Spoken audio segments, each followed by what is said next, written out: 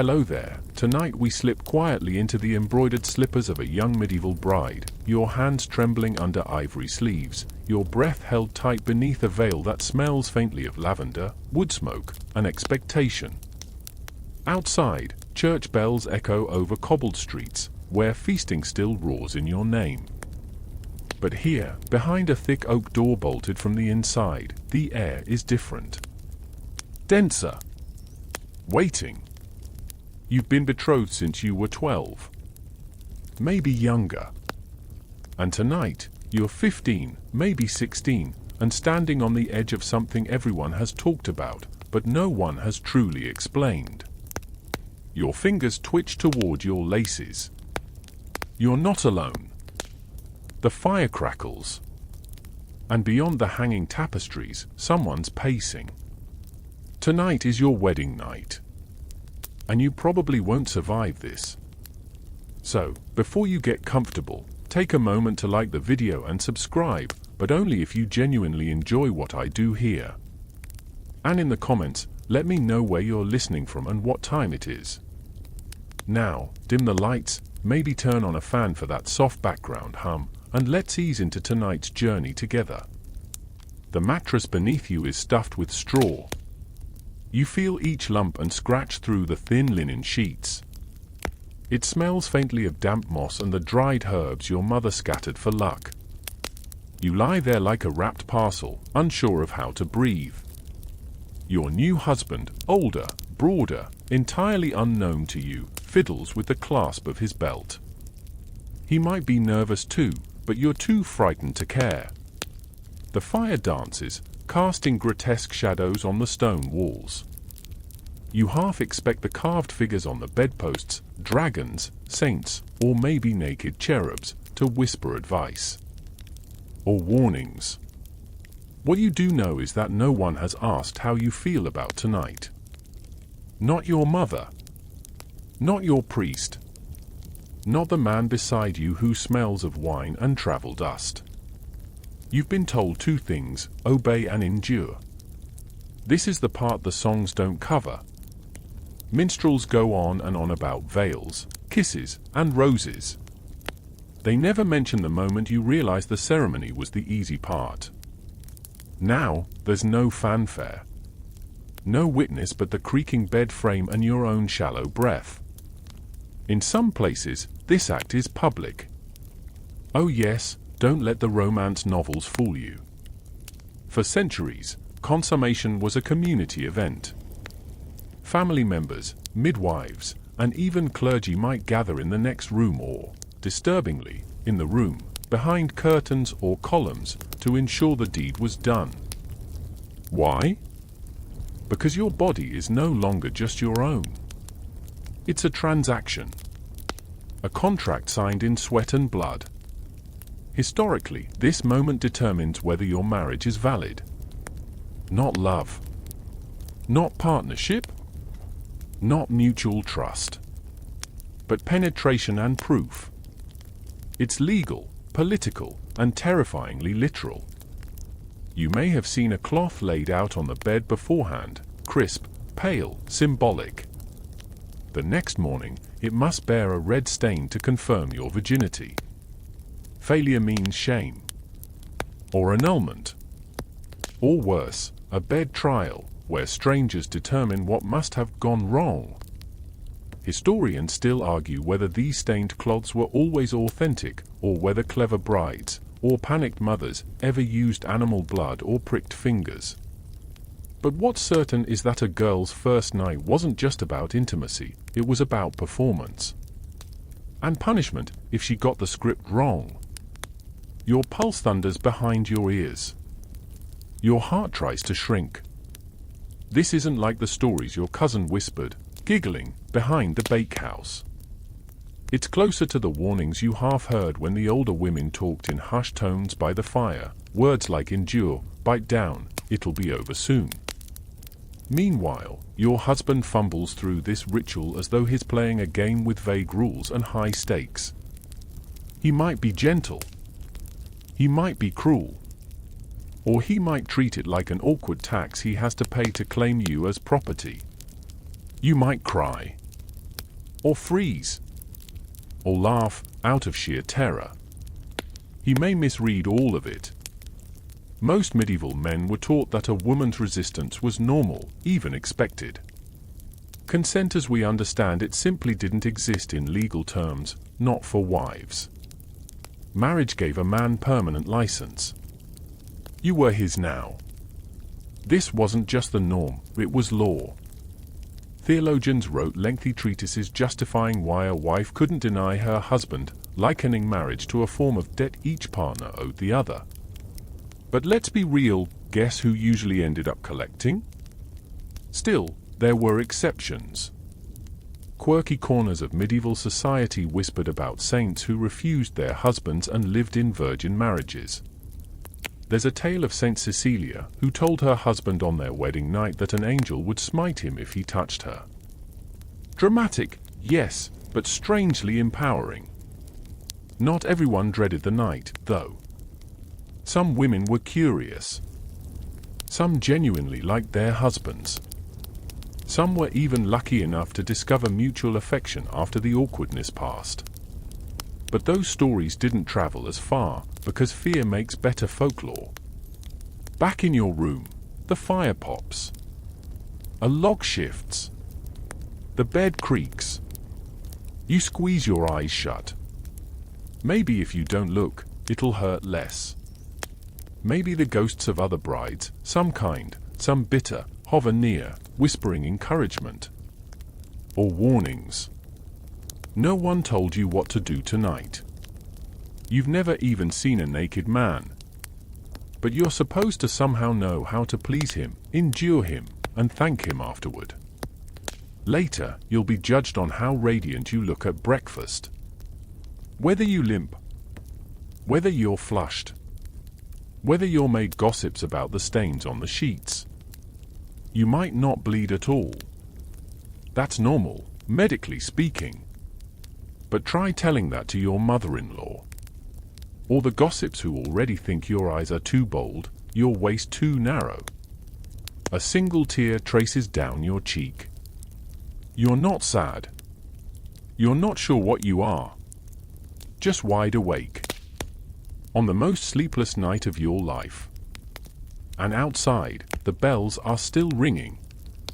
You're still lying there, linen tangled around your ankles like ropes, when the morning sun filters through the tiny stained glass window, casting red and blue spears of light across the floor. The birds outside are screaming. There's always something a little too shrill about birdsong after a sleepless night. You feel the scratch of straw through the sheet again, your thighs sore, your stomach tight, and you still haven't moved. Not really. Someone knocks.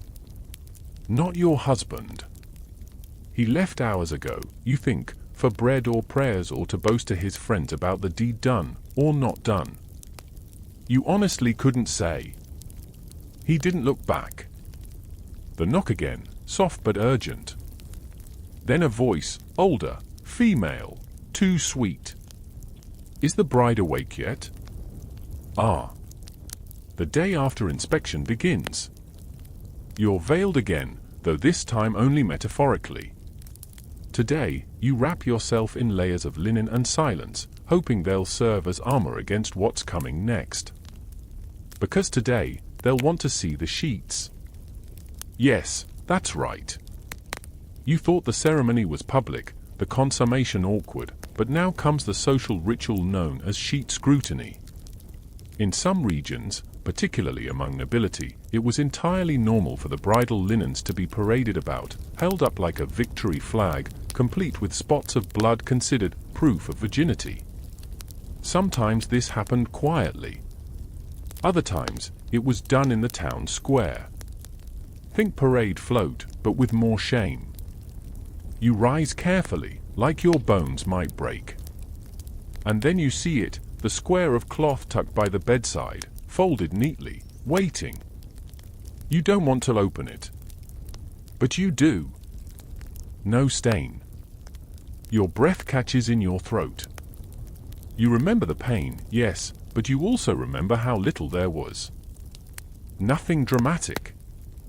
No bloom of crimson to please the old women with hawk eyes and salt tongues. You pinch your finger hard and stare at it. The temptation to mark the sheet manually pulses through you like a second heartbeat. Do you do it? Historians still argue whether that was common. One theory suggests many girls kept small thorns or sewing needles nearby, just in case their bodies didn't perform as required. Other theories lean toward dried animal blood or the cooperation of helpful maids. But here's the real irony. Bleeding during first intercourse isn't actually guaranteed. Virginity isn't some biological switch. A hymen might stretch, might tear, or might already be gone, thanks to riding horses, climbing trees, or, heaven forbid, dancing too enthusiastically. None of this matters to the aunt who enters the room without asking. "Oh, you're up," she chirps, ignoring your expression. She glances at the sheets, sniffing like she's inspecting cheese. "Let's get you dressed." And that means the layering begins. First, the chemise, soft, if you're lucky. Then the kirtle, then a surcoat, then jewelry you didn't choose and a veil you're starting to resent. Medieval bridal attire wasn't meant to be comfortable. It was symbolic, almost like wearing a sermon. White meant purity. Gold meant wealth. And those little embroidered grapes? Those meant fertility. Yes, people literally stitched grapevines onto your sleeves as if your womb were a vineyard. You might get a girdle too, a belt worn low on the hips, often with tiny pouches of herbs or religious charms stitched in. Not quite a chastity belt, we'll get to those later, but definitely a form of magical thinking tied around your waist.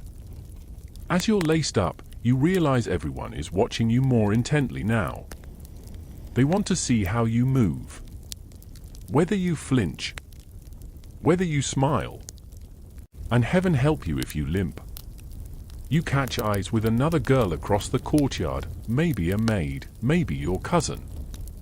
She tilts her head ever so slightly, mouth drawn in the tight, knowing line of someone who's heard the whispers before. There's a whole unspoken language among women in this world, built on glances and half-truths. It's how they survive. Now here comes the veil again. You wore one yesterday, too, didn't you? Long, gauzy, heavy with meaning. The wedding veil isn't just a pretty accessory, it's loaded. In many traditions, it symbolized obedience, virginity, and in some unsettling readings, the bride's role as a sacrificial offering. You weren't just a woman in love. You were a gift. A bargain. A pawn. A blank slate. All wrapped up in fabric and fear. There's a story, apocryphal but delicious, about a medieval noblewoman who lifted her veil on her wedding night, took one look at her elderly groom, and laughed so hard she was banned from court for a month. You kind of admire her. Today, your veil is thinner. Symbolically, that's supposed to mean you've been uncovered, literally and metaphorically. But it feels more like you've just been unwrapped and left on the table. Breakfast is a formal affair. You chew slowly, tasting nothing. Around you, people chuckle and sip watered wine. And though no one says it outright, you can feel it, everyone knows. Or thinks they do. The matrons watch you like they're reading a book. The older men, red-faced and jowly, smirk like they're all in on some private joke. One of them winks. You nearly choke on your bread. Even the dog under the table looks judgmental. But here's the cruelest part, they don't actually care about you. What they care about is what you represent. A sealed alliance. A fertile future. A house united. You're the human version of a contract with legs and a pulse. And it's only the first morning. You overhear two servants whispering about a bride in the next village who was returned to her family after the groom claimed she wasn't intact. They say her father had to beg for her honor, offering land and gold just to keep the marriage intact. She's pregnant now, they add. So obviously, she was fine all along. Ha! You don't laugh. At dusk, a messenger arrives with a gift. A gold ring, perhaps. Or a comb inlaid with pearls. But the note attached is what matters. Your new husband is pleased. You've done your duty. You're relieved. And vaguely insulted. Later that night, when you crawl back into that scratchy straw bed, you wonder how many nights like this lie ahead. How many more inspections? How many more eyes? You stare at the ceiling and trace the grain in the beams with your eyes. And then, just before sleep finally steals you away, you realize something. No one has asked what you want. Not once. You wake to whispers. They're not in the room, not exactly. They seep through the walls, the floorboards, and the stone-framed window where morning mist curls in light breath.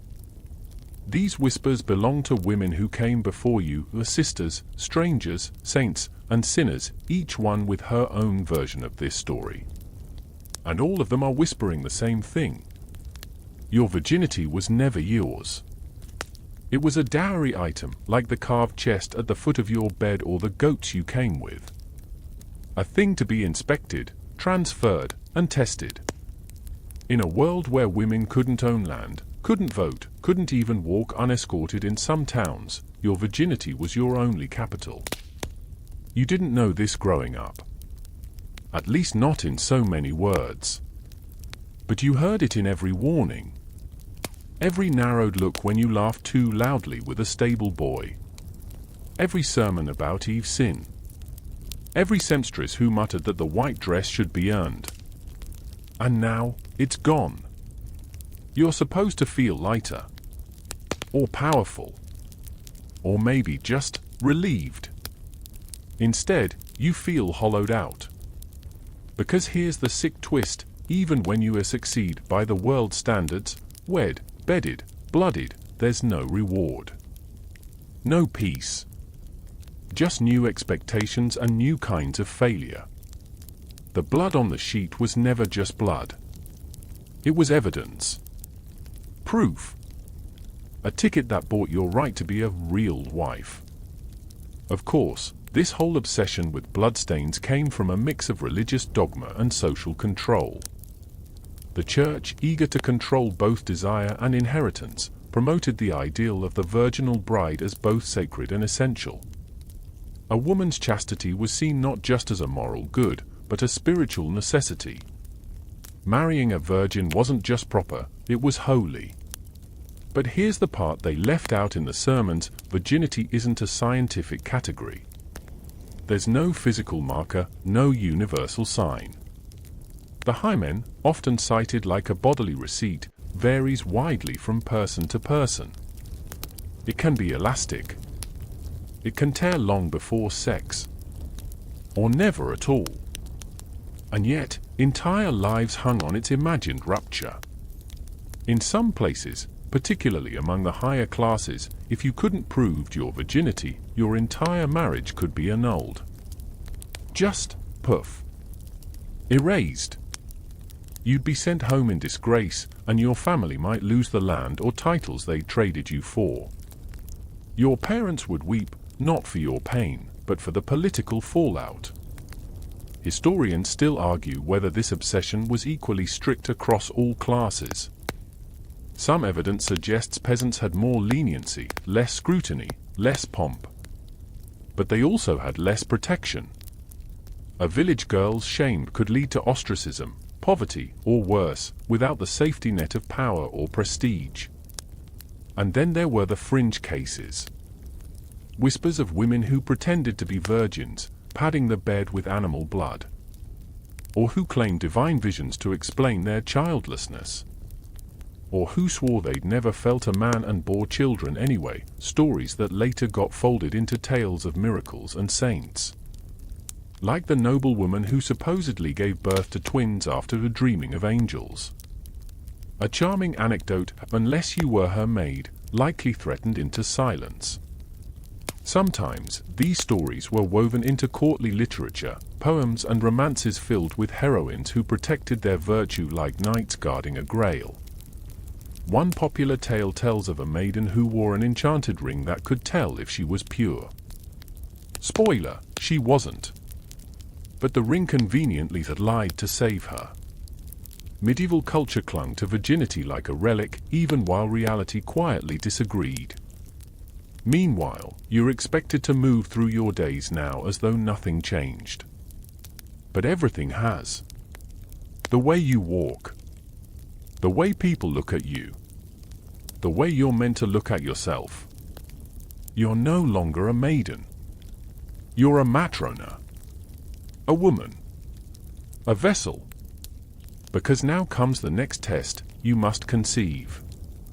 You haven't even healed from the first night, and already they're watching for signs of fertility. Has your appetite changed?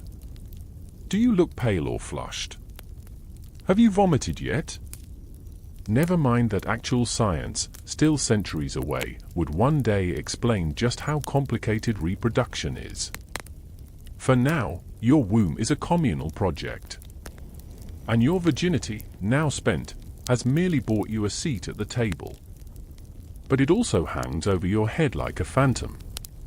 People never quite stop calculating your worth based on it. Women who failed the test live in your mind like half-ghosts, cautionary tales to be whispered about but never pitted. Like that girl from the mill house, whose husband called her barren before the first moon cycle even passed. Or the widow who brought shame by remarrying too soon, her lack of bleeding at the second wedding held up as proof of wickedness. Even old age doesn't free you. Elderly women are still judged by what they once did, or didn't, between wedding sheets. Your body becomes a timeline. An archive. And virginity?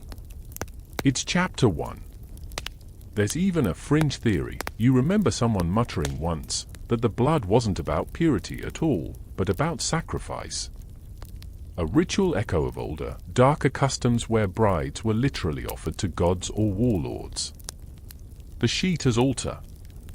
The bride as offering. You don't know if it's true. But you do know this.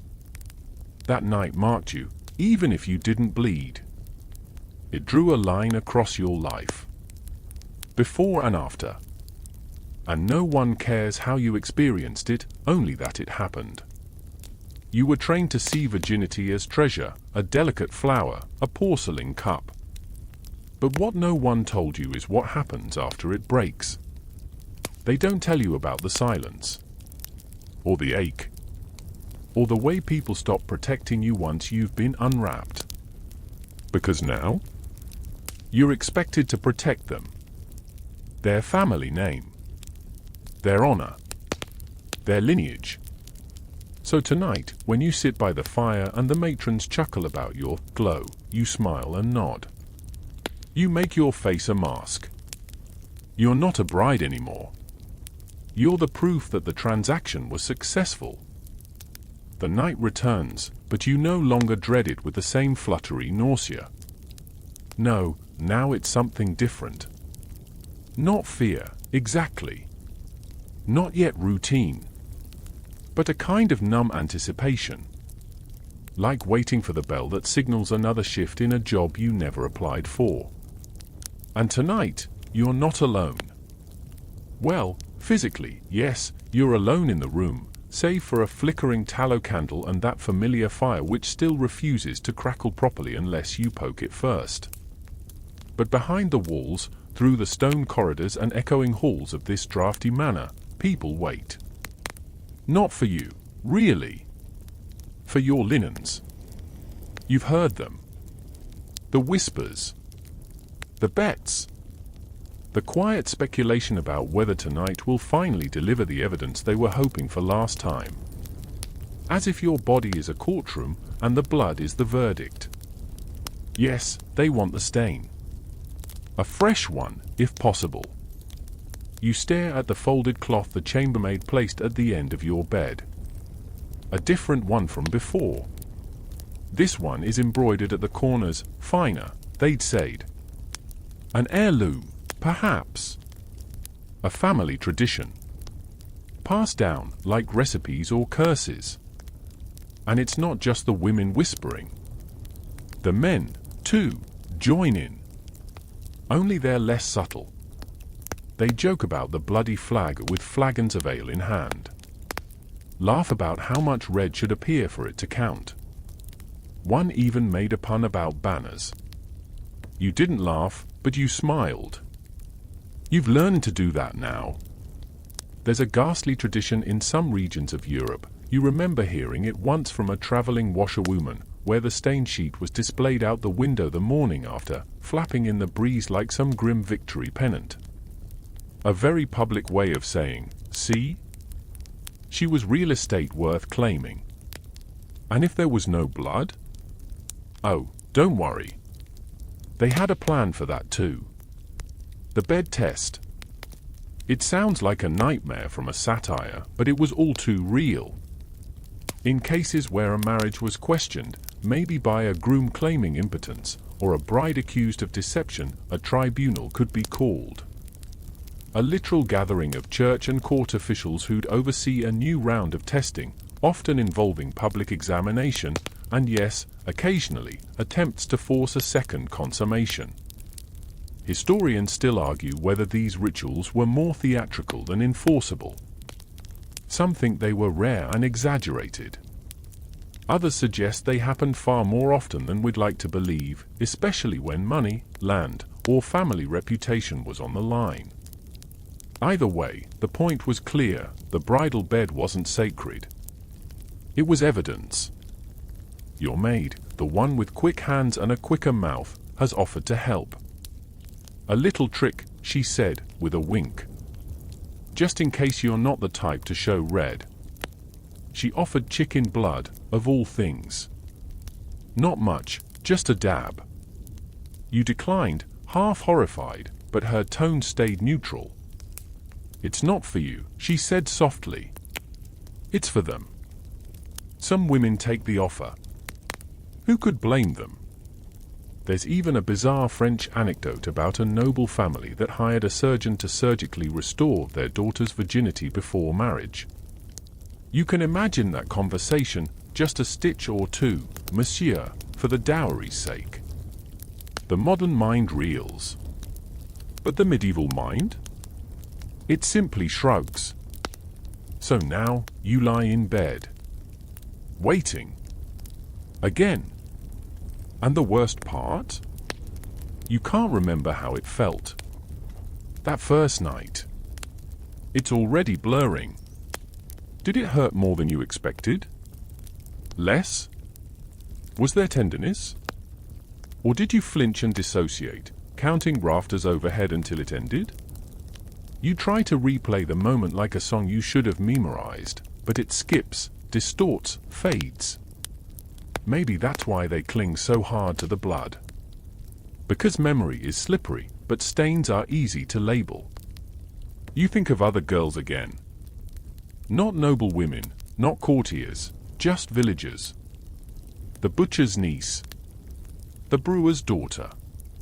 The girl with the lazy eye who sang to goats and was rumored to have run off with a monk. They all faced this, didn't they? In some version or another. And their worth, like yours, was measured in pigment and silence. There's a peculiar fact buried in your mind, one of those fringe historical oddities. In some communities, bridal beds were considered so important that they were passed down like relics. Literally the bed frame itself, like some kind of ancestral fertility talisman. One particularly unlucky countess had to lie in the same bed her mother-in-law conceived 13 children in, while the whole household told stories around the hearth. That night, the pressure was so intense she fainted before sundown. No one ever said women had it easy. But medieval women? They were set on fire and asked to dance. So what do? You lie still. You pretend to sleep. You wait. And eventually, he enters. He's quiet tonight. Maybe it's the wine. Maybe he's tired.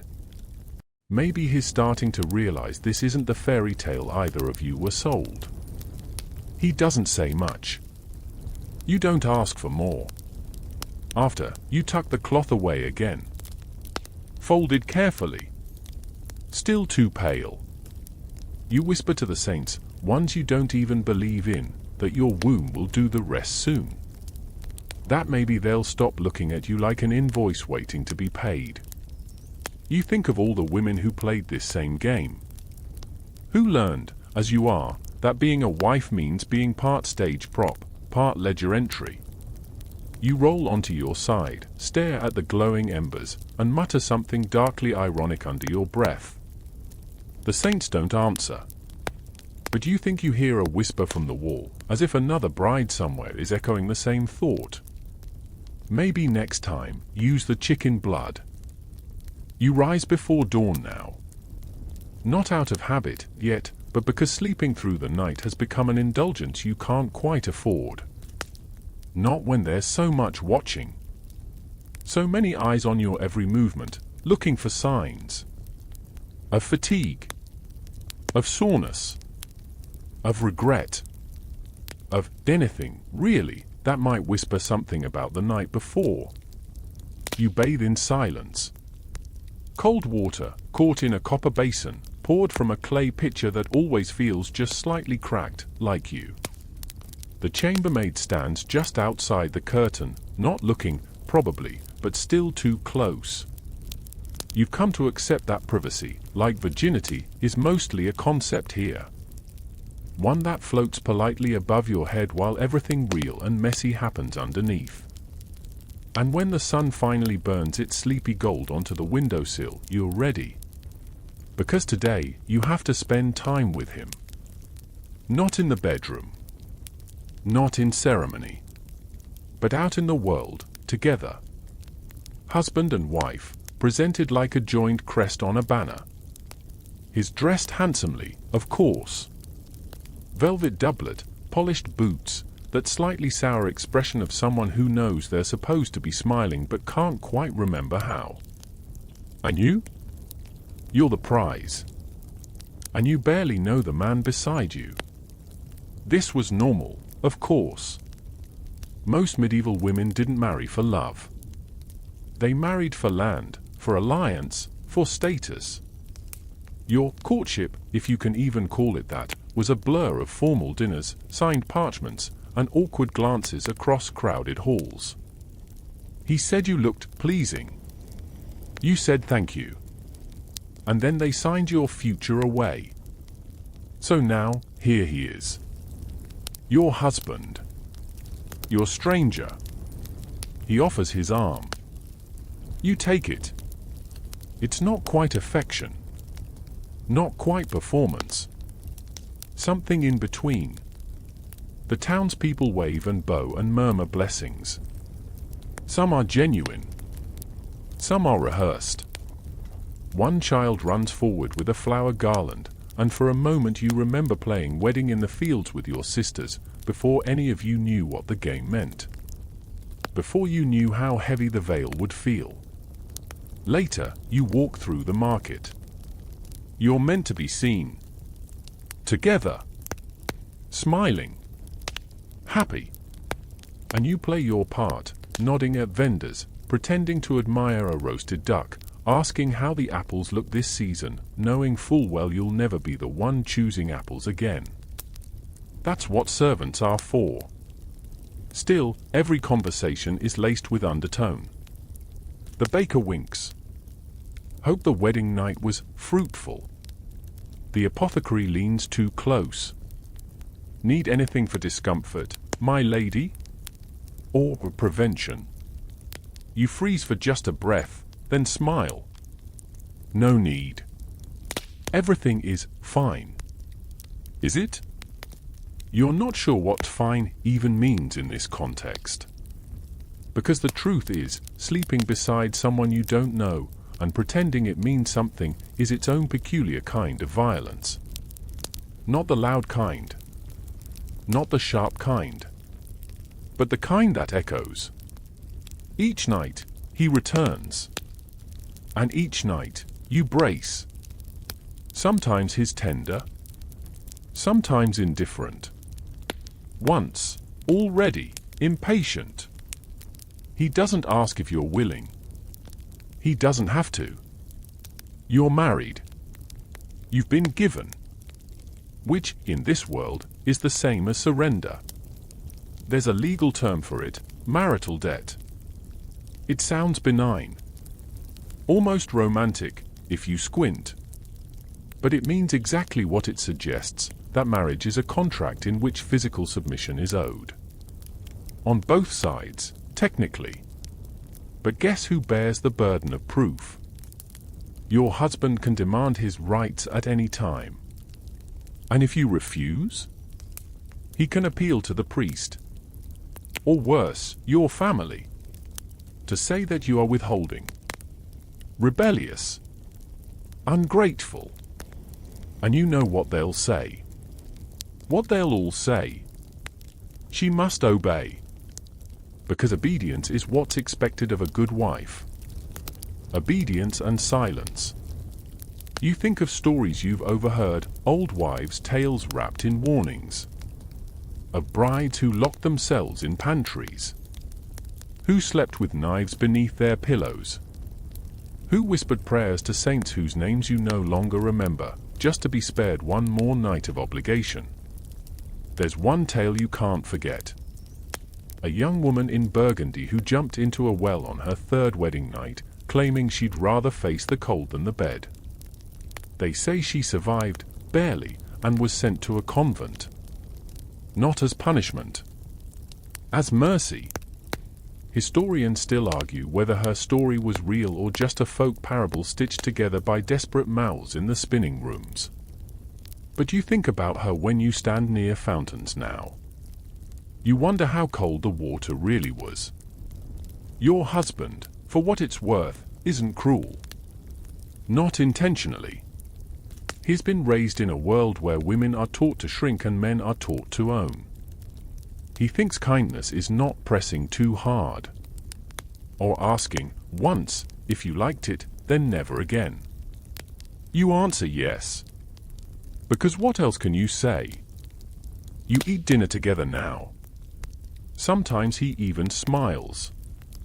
Once, he recited a line of poetry about your eyes. You smiled then, too. Maybe something is growing between you. Something like trust. Or the illusion of it. But it doesn't change what you remember. That first night. The second. The pressure to produce not just blood, but a child. The murmurs. The scrutiny.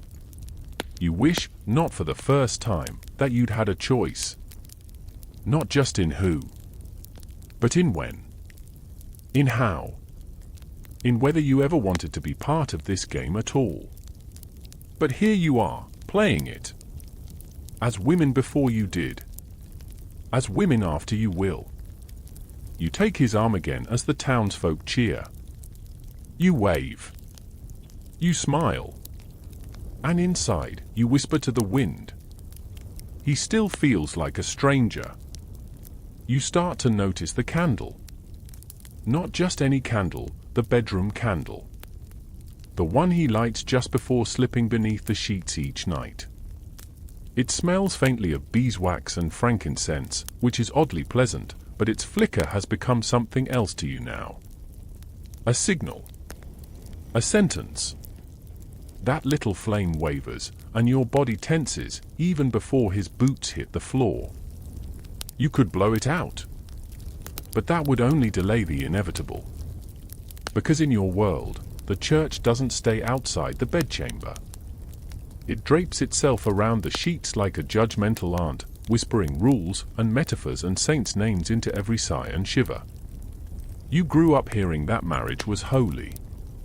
That your body was a temple. That sex, within marriage, of course, was not sinful, but sacred. And yet, every sermon about women's virtue seemed to focus entirely on not enjoying anything at all. There's this delicate tension. You're supposed to submit, but not seduce. You're meant to produce heirs, but not desire the act that creates them. A devout wife walks a tightrope between duty and danger, and even a smile at the wrong moment can be misread. And yet, you were told this was God's plan. That consummation, in the right context, is both sacrament and civic duty. So here you are, lying in a creaky bed, beneath a crucifix that watches like a judge, wondering how divine anything can feel when your legs are numb and your heart beats like a warning drum. The Church had plenty to say about this, by the way. Medieval theologians catalogued sex with all the enthusiasm of a scandalized librarian.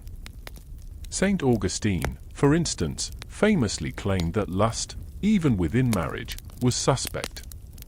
Saint Jerome went further, suggesting that ideal marital sex was emotionless, purely for procreation, and preferably finished before either party noticed it had begun. There's even a record from the penitentials, those were medieval handbooks for confessors, that outlines which sexual acts were permissible and which ones might get you a few years in purgatory. Spoiler, it's a short, miserable list. One entry reads, "If a husband mounts his wife from behind, both shall fast for 40 days. Romantic, isn't it? Historians still argue whether these guidelines were widely enforced or mostly ignored behind closed doors. But their existence tells you everything about the mindset of the time. Sex wasn't about joy. It was about control. And heaven help you if you enjoyed it. Pleasure was dangerous. A slippery slope towards sin. Some theologians even claimed that a woman who felt too much pleasure during intercourse might be vulnerable to demonic influence.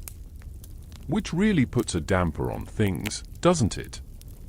You recall a fringe legend whispered by old nuns, that women who climaxed during their wedding night were more likely to give birth to twins.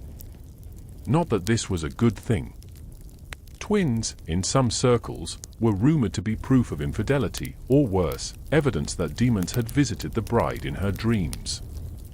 One tale from northern Italy claims a young woman gave birth to 2 sons, one with dark eyes and one with green, and her husband insisted she'd been visited by Satan. The midwife was arrested. The wife, conveniently, died of complications. You shift on the mattress. The candle flickers. Your husband says something light-hearted, maybe a jest. You smile automatically, unsure if he's in the mood to be tender tonight or merely efficient. He touches your shoulder, and the moment freezes. Just long enough for your mind to wander into questions you can't say aloud. What is holiness, if it hurts? Why does this act, so praised and policed, leave you feeling more like a ledger entry than a lover? Some nights, he prays aloud before approaching you. He thinks it sweet, probably. You find it unnerving. As though each time is a confession in reverse, "Forgive me, Father, for I am about to sin," in the most socially acceptable way possible. And yet, he never asks how you feel. Never asks what you need. To be fair, he probably doesn't know how. His entire education was about law, property, status. No one sat him down and said, "Here's how to build trust in a marriage." No one told him that consent is ongoing. That love is learned. That maybe lighting a candle shouldn't feel like ringing a bell in a prison. So instead, he lights it. Night after night. And you lie back. You whisper a half prayer. You try to let your mind drift somewhere quieter, maybe a memory of swimming in the summer stream with your sisters, when your body belonged only to you and the breeze. The irony? In the Church's eyes, you're more pure now than you were before. Because you're married. You're doing your duty. You're producing life. You're sacred. But you don't feel sacred. You feel like a vessel. one with hair brushed just so, and a voice practiced in pleasantries. You are the polished silver on the altar. The beautiful thing no one dares ask if it wants to be here. A little joke circles your mind, one your cousin whispered once after slipping into the rectory's wine cellar. They say the marriage bed is a holy place. I say it's just a chapel with worse hymns. You almost laugh. Quietly. Because if you don't laugh, what's left? You stare at the ceiling and count the shadows. You think of the saints on the walls. The relics in the chapel. The rules etched into stone by men who've never had to lie still in this bed and pretend they're fulfilled. And then the candle burns low. And so, eventually, do you? You're not alone tonight. Not entirely. You can feel her, the older woman sitting just outside your chamber, knitting or pretending to, her ears pricked like a hound's. Maybe it's your husband's mother. Maybe it's your own aunt, sent by your family to ensure the smooth transition. Or worse, the midwife, appointed not to deliver a child, but to supervise the sewing. Yes, that's what they called it sometimes. The sewing. Romantic, isn't it? She's not in the room, technically. But her presence is thick in the air, like the scent of boiled cabbage from dinner or the incense still lingering in the folds of your veil. You hear her clear her throat once. Softly. Deliberately. You feel watched. Not by God, not by the saints, but by someone real, someone you might have eaten soup with earlier that day. And no, this isn't some bizarre fluke. It's tradition. In many medieval households, it was entirely normal, expected, even, for older women to be involved in the early nights of a marriage. Sometimes they were there to reassure the bride. Sometimes they were there to coach. And sometimes, most disturbingly, they were there to verify. Just to make sure everything proceeds properly, they'd say with a calm smile, like they were talking about roasting a chicken and not your first sexual experience. Historians still argue whether this was universal practice or limited to aristocratic families, where lineage and legitimacy were political weapons. But there are records, enough to raise eyebrows, of women physically present in the room or stationed just outside with ears like radars. They called it assistance. You call it intrusive. And deeply, deeply mortifying.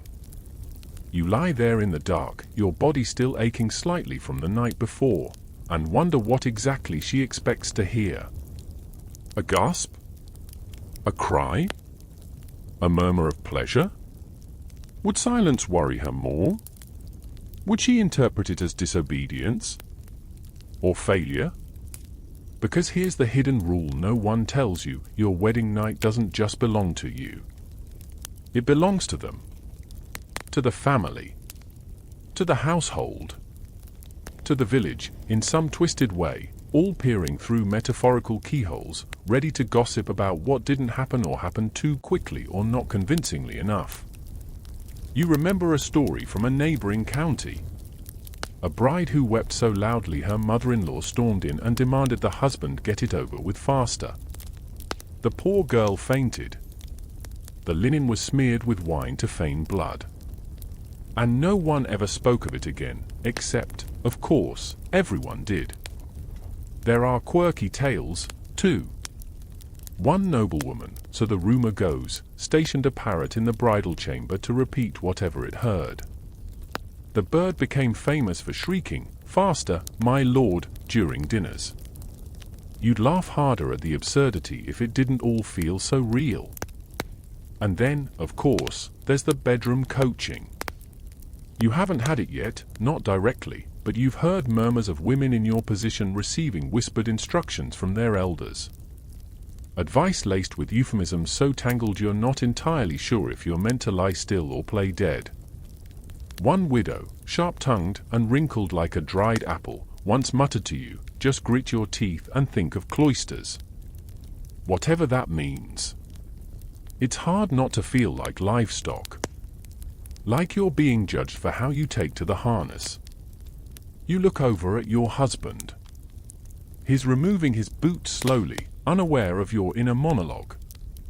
He's probably just as anxious. Or maybe not. Maybe he thinks this is normal. Maybe for him, it is. And that woman outside? She's the stand-in for every whisper that has ever haunted this room. Every cautionary tale. Every widow's smirk. Every spinster's sigh. Every girl who married at 14 and died at 16 after her 5th pregnancy. She's the whole of womanhood, breathing behind the door. There's a moment, brief, rebellious, where you consider saying no. You could just refuse. Say you're ill. Say you need time. Say anything. But the words stick. Because deep down, you know how the story goes for women who say no. There's a term they use, recalcitrant. Not strong. Not brave. Just difficult. Unyielding. Suspicious. And the church agrees. They've written their opinions into doctrine, stamped with wax seals and Latin justifications. Marriage, they say, is sacred. Wives must render themselves. Denying a husband isn't just a personal rebellion, it's sin. So you lie back. Like every night before. And the candle flickers. The woman outside coughs once. Then goes quiet. You close your eyes and imagine she's not there. That she never was. Instead, you pretend it's just you and the ceiling. You trace the cracks with your eyes like constellations. You try to name them, Saint Cecilia's regret. The cradle of obedience. The spiral of silence. You wonder how long this will go on. Not just the act, but the life that follows it. You're not supposed to speak of this. Of the watchers. Of the strange, half-spoken rules. But in your mind, the truth runs wild. Loud. Chaotic. Because in the end, this isn't intimacy. It's performance. And every woman watching, or pretending not to, is part of the audience. You sip from the tiny silver cup. It's warm. Bitter. Clings to your tongue like regret. You don't ask what's in it, because you already know no one will tell you. The potion is thick, flecked with something green, and served with a wink by the same woman who helped lace your corset earlier that morning. It'll make things easier, she says. You nod, because what else are you supposed to do? You drink. Every bride in your position has been handed something. A vial. A sachet. A charm stitched into a hem. Whether it's to dull the pain or spark desire or simply sedate you into acquiescence, no one ever seems to question it. You're past the potion like it's part of the script. Which, of course, it is. But here's the fun twist, it could just as easily be poison. You think about that as you lie in bed later, warmth flooding your limbs in strange waves. Your fingertips feel far away. So does the ceiling. And for the first time in days, your thoughts don't spin like wheels on wet cobblestones. There's quiet. Stillness. And a kind of softness to the world. This, apparently, is what they want for you. You're not alone in this ancient ritual. Potions, especially on wedding nights, were medieval Europe's open secret. The line between medicine and magic was gloriously smudged. Herbalists, midwives, and sometimes even monks brewed concoctions for new brides, to calm them, arouse them, numb them, or occasionally, just knock them out long enough to get through the first night. The ingredients varied wildly. Some were practical, valerian root for nerves, poppy milk for sleep, a touch of honey for the bitterness. Others, less so. There's a record of one elixir that included crushed pearls, powdered deer antler, and a hint of beaver musk gland. No, really. Don't ask how they got it. Supposedly it awakened the womb. More likely, it just made the poor girl sneeze uncontrollably. Then there's the more dubious stuff. Aphrodisiacs were especially prized, believed to spark desire in even the most terrified bride. Think wine steeped in nettles, cinnamon, and wild rose hips. A crushed mandrake root if you were feeling bold. Sometimes a sprinkle of Spanish fly. Terrible idea, by the way. It's toxic. Causes blistering. People used it anyway. Historians still argue whether these concoctions actually worked or simply served as elaborate placebos to give the bride something to control. You lie there, your skin buzzing faintly, and wonder if this is control. Is this what safety feels like? Your husband enters, and for once, you don't immediately recoil. You're floating too far above yourself to muster fear. You watch his hands move as if they belong to a puppeteer. You smile, vaguely, and he notices. You're relaxed tonight, he says. You nod. You don't tell him why. And yet, somewhere deep inside, a small part of you wonders, what if this is more than a potion? There are stories, always stories, about brides given the wrong thing. Or the right thing, depending on how you see it. A few drops too many of belladonna, and suddenly she's not drowsy, she's hallucinating. Or worse. A fringe tale from Eastern Europe tells of a noblewoman who miscarried on her wedding night after drinking a fertility tonic prepared by a jealous aunt. Some say it was accidental. Others whisper murder. Either way, the marriage collapsed.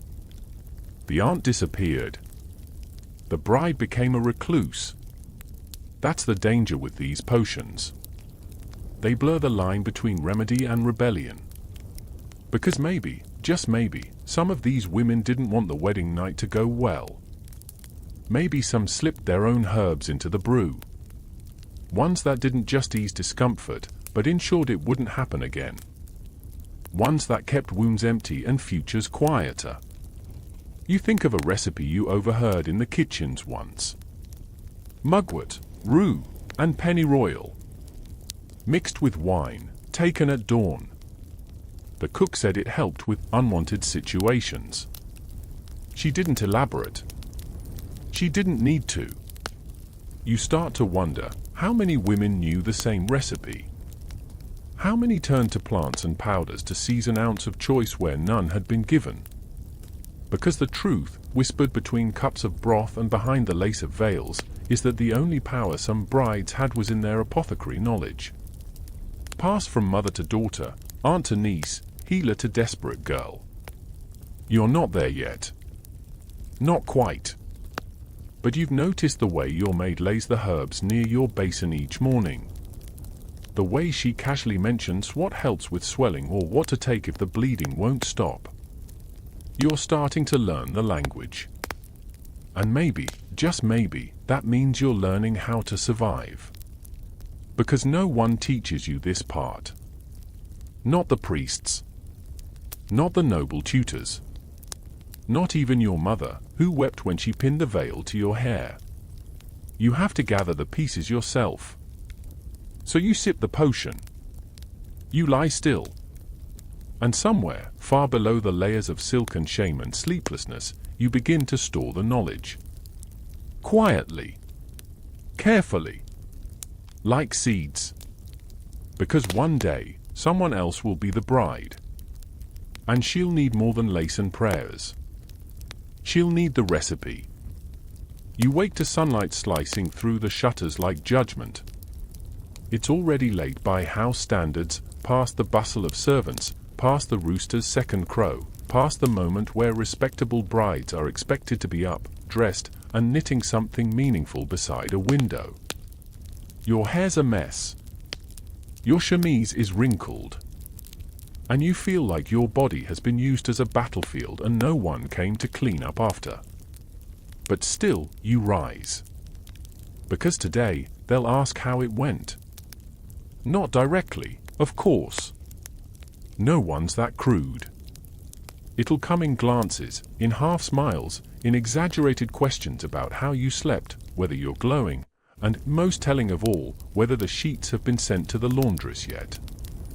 You make it to the sitting room in one piece. Just barely. And there they are, the matrons. Perched like crows in brocade. Stirring tea with unnecessary emphasis. Smiling like they know everything about you. "Ah, the new lady joins us," one says, patting the cushion beside her. You sit, legs tucked, back stiff. They talk about embroidery, about the cost of cinnamon, about how the blacksmith's son is finally getting married. And then, right on schedule, one leans in and says, "You must be exhausted, dear. What a night you must have had." The others titter like it's the world's gentlest dagger. You smile. That's the trick. You always smile. Because in this game, your job isn't just to endure, it's to perform delightfully. Pain is allowed, sure, but only if it's poetic. A dreamy sigh, a flushed cheek, perhaps a whispered "he was so tender." You're expected to give them a story. One they can pass around later like sweetmeats. So you oblige. "It was surprising," you say. Let them chew on that. One matron clucks. "Oh, the first time always is." Another nods knowingly. Just wait till the third night. That's when things begin to blossom. They're not trying to be cruel. This is their script. This is how they survived, too. By repeating the phrases, by congratulating each other on pain well managed, by shaping trauma into socially acceptable anecdotes. You notice a younger girl in the corner, maybe 14, maybe younger, listening intently. Taking notes with her eyes. Filing your smile under good wife behavior. And that's when it hits you. You're part of the machinery now. You're no longer the girl being prepped. You're the one others are watching for cues. Every nod you give, every joke you tolerate, every reassurance you fake, it all becomes part of the manual. You wonder if any of them ever told the truth. Did anyone ever say, "Actually, I sobbed until I threw up"? Or, "He was too rough, and I bled for 2 days"? Or even, "I felt nothing. Just a silence where I should have felt joy"? Probably not. Those stories don't get passed around the spinning circle. Because pain, when shared honestly, makes people uncomfortable. But pain packaged prettily? That's tradition. In some households, the bride was required to recount her wedding night to her mother-in-law in detail. Not to bond, but to reassure. To prove everything was proceeding according to the invisible checklist: desire shown, blood spilled, heir soon to be conceived. Historians still argue whether these intimate debriefs were common practice or limited to the more obsessive branches of nobility. But you've heard enough stories now to believe they weren't rare. There's even a ridiculous but somehow not unbelievable rumor about a duchess who gave each of her daughters-in-law a hand-drawn chart with illustrations of acceptable facial expressions during intercourse. Don't frown, it reportedly warned. A grimace confuses a husband. You think of that when you smile again. When you tilt your head just so. When you say, "He was gentle," even though you're not entirely sure if he was, or if you've just decided it's easier to say so. After tea, you return to your chambers and find the laundress folding the bedsheets. Her face is blank. But her fingers move with practiced precision, tucking the cloth into a square small enough to hide in a drawer or hold up for inspection. She doesn't look at you. Until she does. And when your eyes meet, there's something there. Not pity. Not judgment. Recognition. She knows. Of course she knows. She's been handling these linens since before you could walk. She's seen the stains, the lack of them, the things no one talks about but everyone wants to know. Without a word, she folds the final corner, ties it with ribbon, and places it in the basket. Then she nods once. And leaves. You exhale. And realize you've been holding your breath since sunrise. Later that night, when your husband returns, he doesn't mention the sheets. He doesn't ask how you're feeling. He just kisses your forehead like a man congratulating himself on a job well done and says, "They're saying you've adjusted nicely." You murmur something, approval, probably, and climb into bed. But this time, you bring something with you. A tiny pouch, tied to your wrist with ribbon, hidden beneath your sleeve. Inside, dried lavender. A sprig of yarrow. A pinch of crushed rose petals. Not for healing. Not for seduction. Just for you. Something that smells like yourself. Something soft. Because if you have to lie still night after night, body offered like a loaf of bread in the market, you might as well have one small comfort.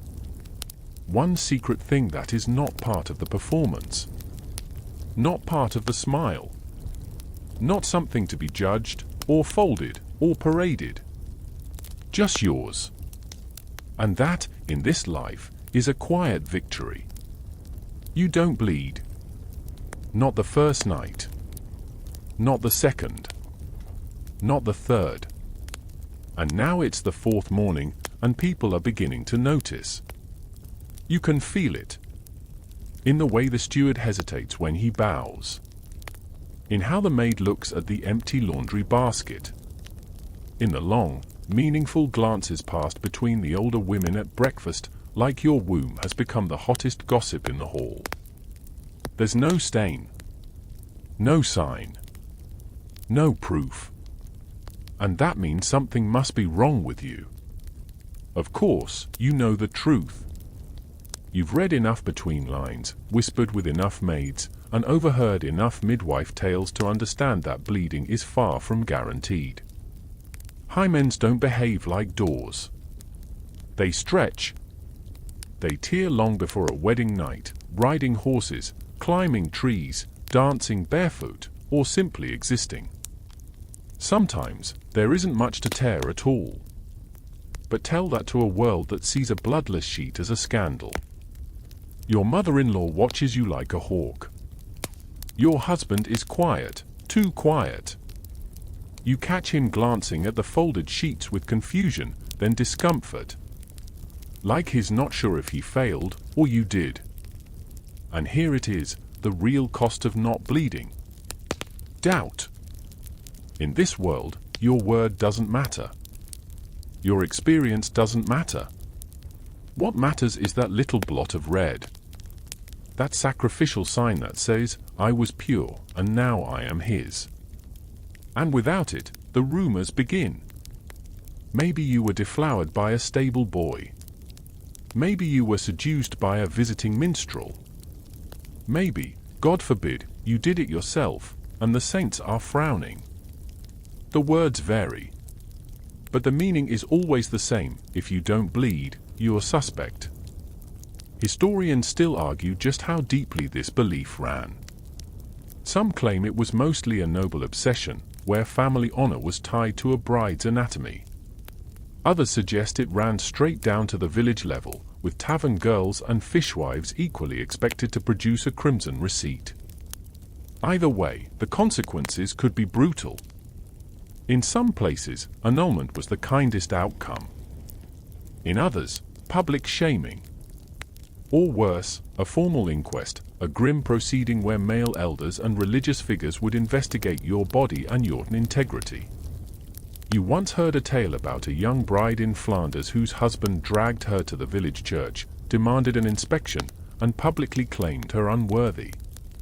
The priest, caught between theology and small-town politics, made her swear an oath on a reliquary that she had never lain with another man. She did. And still, her husband left her. She died alone. Now, your marriage hasn't come to that. Not yet. But the tension builds.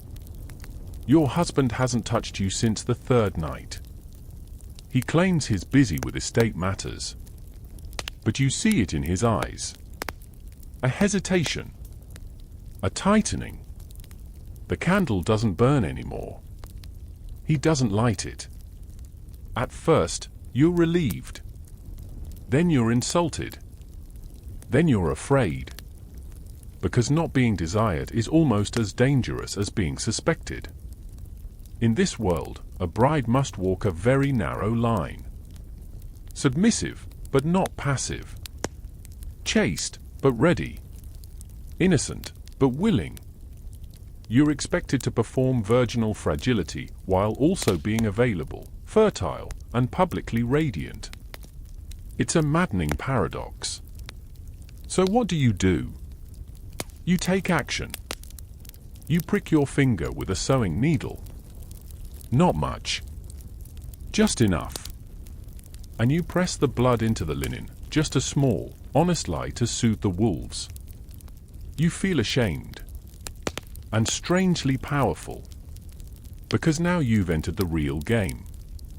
The quiet, lifelong dance of medieval womanhood, managing belief. You're not the first to do this. Stories circulate, whispered among women but never written in books. Stories of clever brides who used goat blood, beet juice, or crushed berries. One noble girl supposedly soaked a cloth in wine and slept with it between her thighs to simulate staining. The matron of her house declared it the finest proof she'd ever seen. You place the stained cloth where it will be found. You say nothing. The next morning, your husband smiles again. A small, unsure curve of the lips, like he wants to believe it. Like he's relieved he didn't fail after all. The matrons nod. One says something about late bloomers. You nod, too. No one mentions that it's the fourth day. No one wants to. Because belief is easier to manage than truth. And so the sheep becomes sacred. Not for what it proves, but for what it protects. Your silence. His pride. Their expectations. You still don't bleed. But now, no one notices. And you learn the quiet lesson every bride must eventually grasp. Sometimes, survival means becoming your own myth. Your body becomes a calendar. Every matron in the manor, every nursemaid and nosy cousin starts watching you as if you're a moon to be tracked. They don't ask about your feelings. They don't ask if your husband listens or if your nights are any kinder than your days. They ask if your courses have stopped. That's the phrase they use. Have your courses stopped yet? Polite. Clinical. Terrifying. Because now, your virginity is old news. Your worth has moved down the track, shifted lanes. The new obsession? Conception. From the moment your wedding feast ended, someone somewhere has been counting. How many weeks since the sheets were checked? How many mornings you've yawned at the table? How many sweetmeats you've refused? Every hiccup becomes a prophecy. And you? You start counting too. Even though you don't mean to. Even though you don't want to. You wake each morning thinking, what day is it? What if something has begun inside me? Then, when the blood returns, you stare at it like betrayal. It's not just biology now. It's performance. It's evidence. It's reputation. Because if you don't conceive soon, they'll start asking questions. Quietly, at first. Then louder. Whispers like "Baron" will float up behind your back. Or worse, "Cursed." You've heard the stories, haven't you? Every village has one, the woman who couldn't conceive. The one who did everything right, dutiful, pious, graceful, and still nothing happened. And so people began to suspect things. Witchcraft, secret sins, jealousy from a spurned lover. Some even say the womb turned cold. You don't know what that means, but it doesn't sound good. Historians still debate how much of this was folklore and how much bled into legal realities. But one thing is clear, infertility was rarely seen as the husband's fault. Not officially, anyway. If the marriage remained childless, the burden fell squarely on you. Never mind if he was never home. Never mind if he was older than your father and smelled like old apples. Never mind if his idea of foreplay was mumbling a psalm and rolling over. You're the one whose body refuses to bloom. And the garden always gets blamed. You try to ask questions. Carefully. Casually. You whisper to the midwife as she wraps herbs for the kitchen. Is there anything I should be eating? She hands you fennel seeds and honey. Someone else swears by almonds soaked in goat's milk. Another gives you a cloth charm to tie around your ankle. It has to be the left ankle, she warns, or the baby will turn stubborn. You thank her, even though the charm smells like mildew. And then there's the desperate advice. Things that make your stomach knot, hanging upside down after the act. Drinking warm beer laced with crushton's. Pressing a goose feather to your navel at dawn. You try some. You don't try others. Mostly, you just pretend. Because everyone wants to help. Everyone has a suggestion. But no one seems to want you to speak. Only to perform. To receive. To conceive. The pressure builds. You begin to dread the silence after dinner. When your husband finishes his meat, dabs his lips, and looks at you like an obligation. There's no affection. Just routine. A silent question, shall we try again? You don't say no.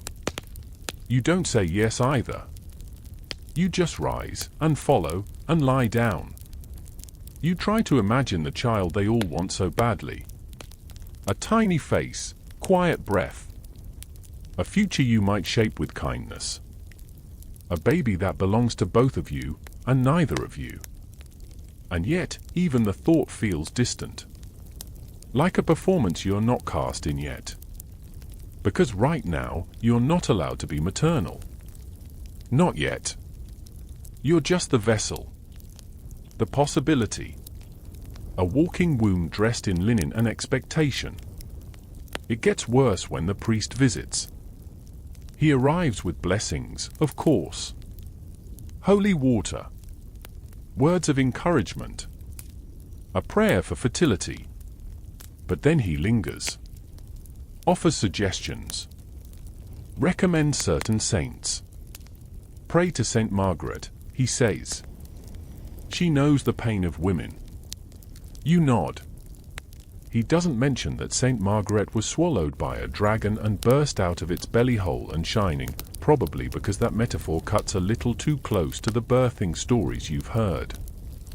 One fringe tale the girls used to giggle about was that if you slept with a silver coin under your tongue, you'd conceive a boy. A gold one would give you twins. No one could ever tell if it was a joke or not. Your husband doesn't find it funny. When he overhears it once, he frowns. That's not godly. As if swallowing a coin is less rational than a goose feather at dawn. So you keep the stories to yourself. The prayers, the charms, the half-hopeful dreams. You press your palm against your belly each morning, not because you feel anything, but because maybe someone's watching. And if the belly rounds, the world will praise you. And if it doesn't, you'll start to disappear.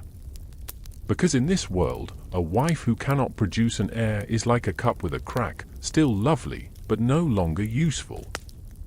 Still invited to the feast, but always with an empty plate. So you smile. You sip the tea. You say you're tired, or warm, or light-headed, anything to keep the dream alive in their eyes. But deep down, you wonder? What happens if you never bleed for the right reason? What happens when the world grows tired of waiting? And worse, what happens when you do? She sits across from you, swathed in black and pearls, sipping something that smells expensive and vaguely medicinal. A widow. His aunt, perhaps. Or maybe a noble cousin whose husband met an unfortunate end in the Crusades. She doesn't blink much, doesn't smile, just watches you the way a cat watches a flickering candle. I remember my first night, she says, casually, as though she's discussing embroidery. He recited a psalm halfway through. Mispronounced the Latin.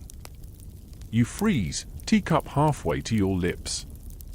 She chuckles, not kindly. He thought he was being holy.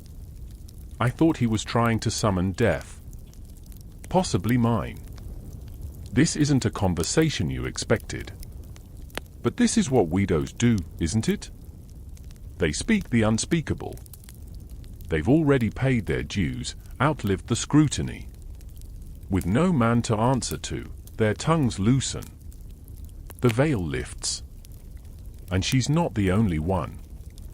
That afternoon, in the courtyard, you pass a group of older women seated near the fountain.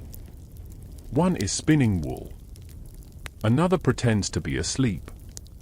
The third leans in as you walk by and says, "Took me 3 years to get used to the way he smelled. Then he died."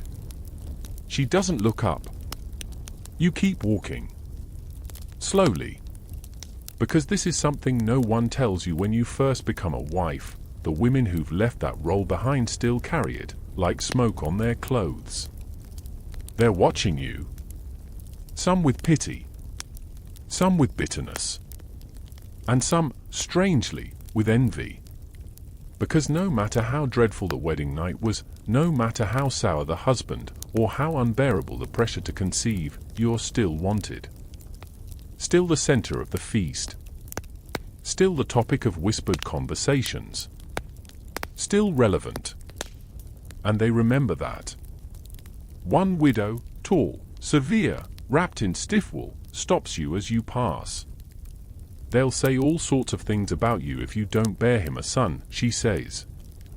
But if you do bear him one, and he dies young, they'll blame you anyway. You blink. She smiles, thinly. There's no winning. Just choosing your losses. And then she walks away. You realize, slowly, that these women are your future. Not the maidens in white with apple cheeks and hopeful eyes.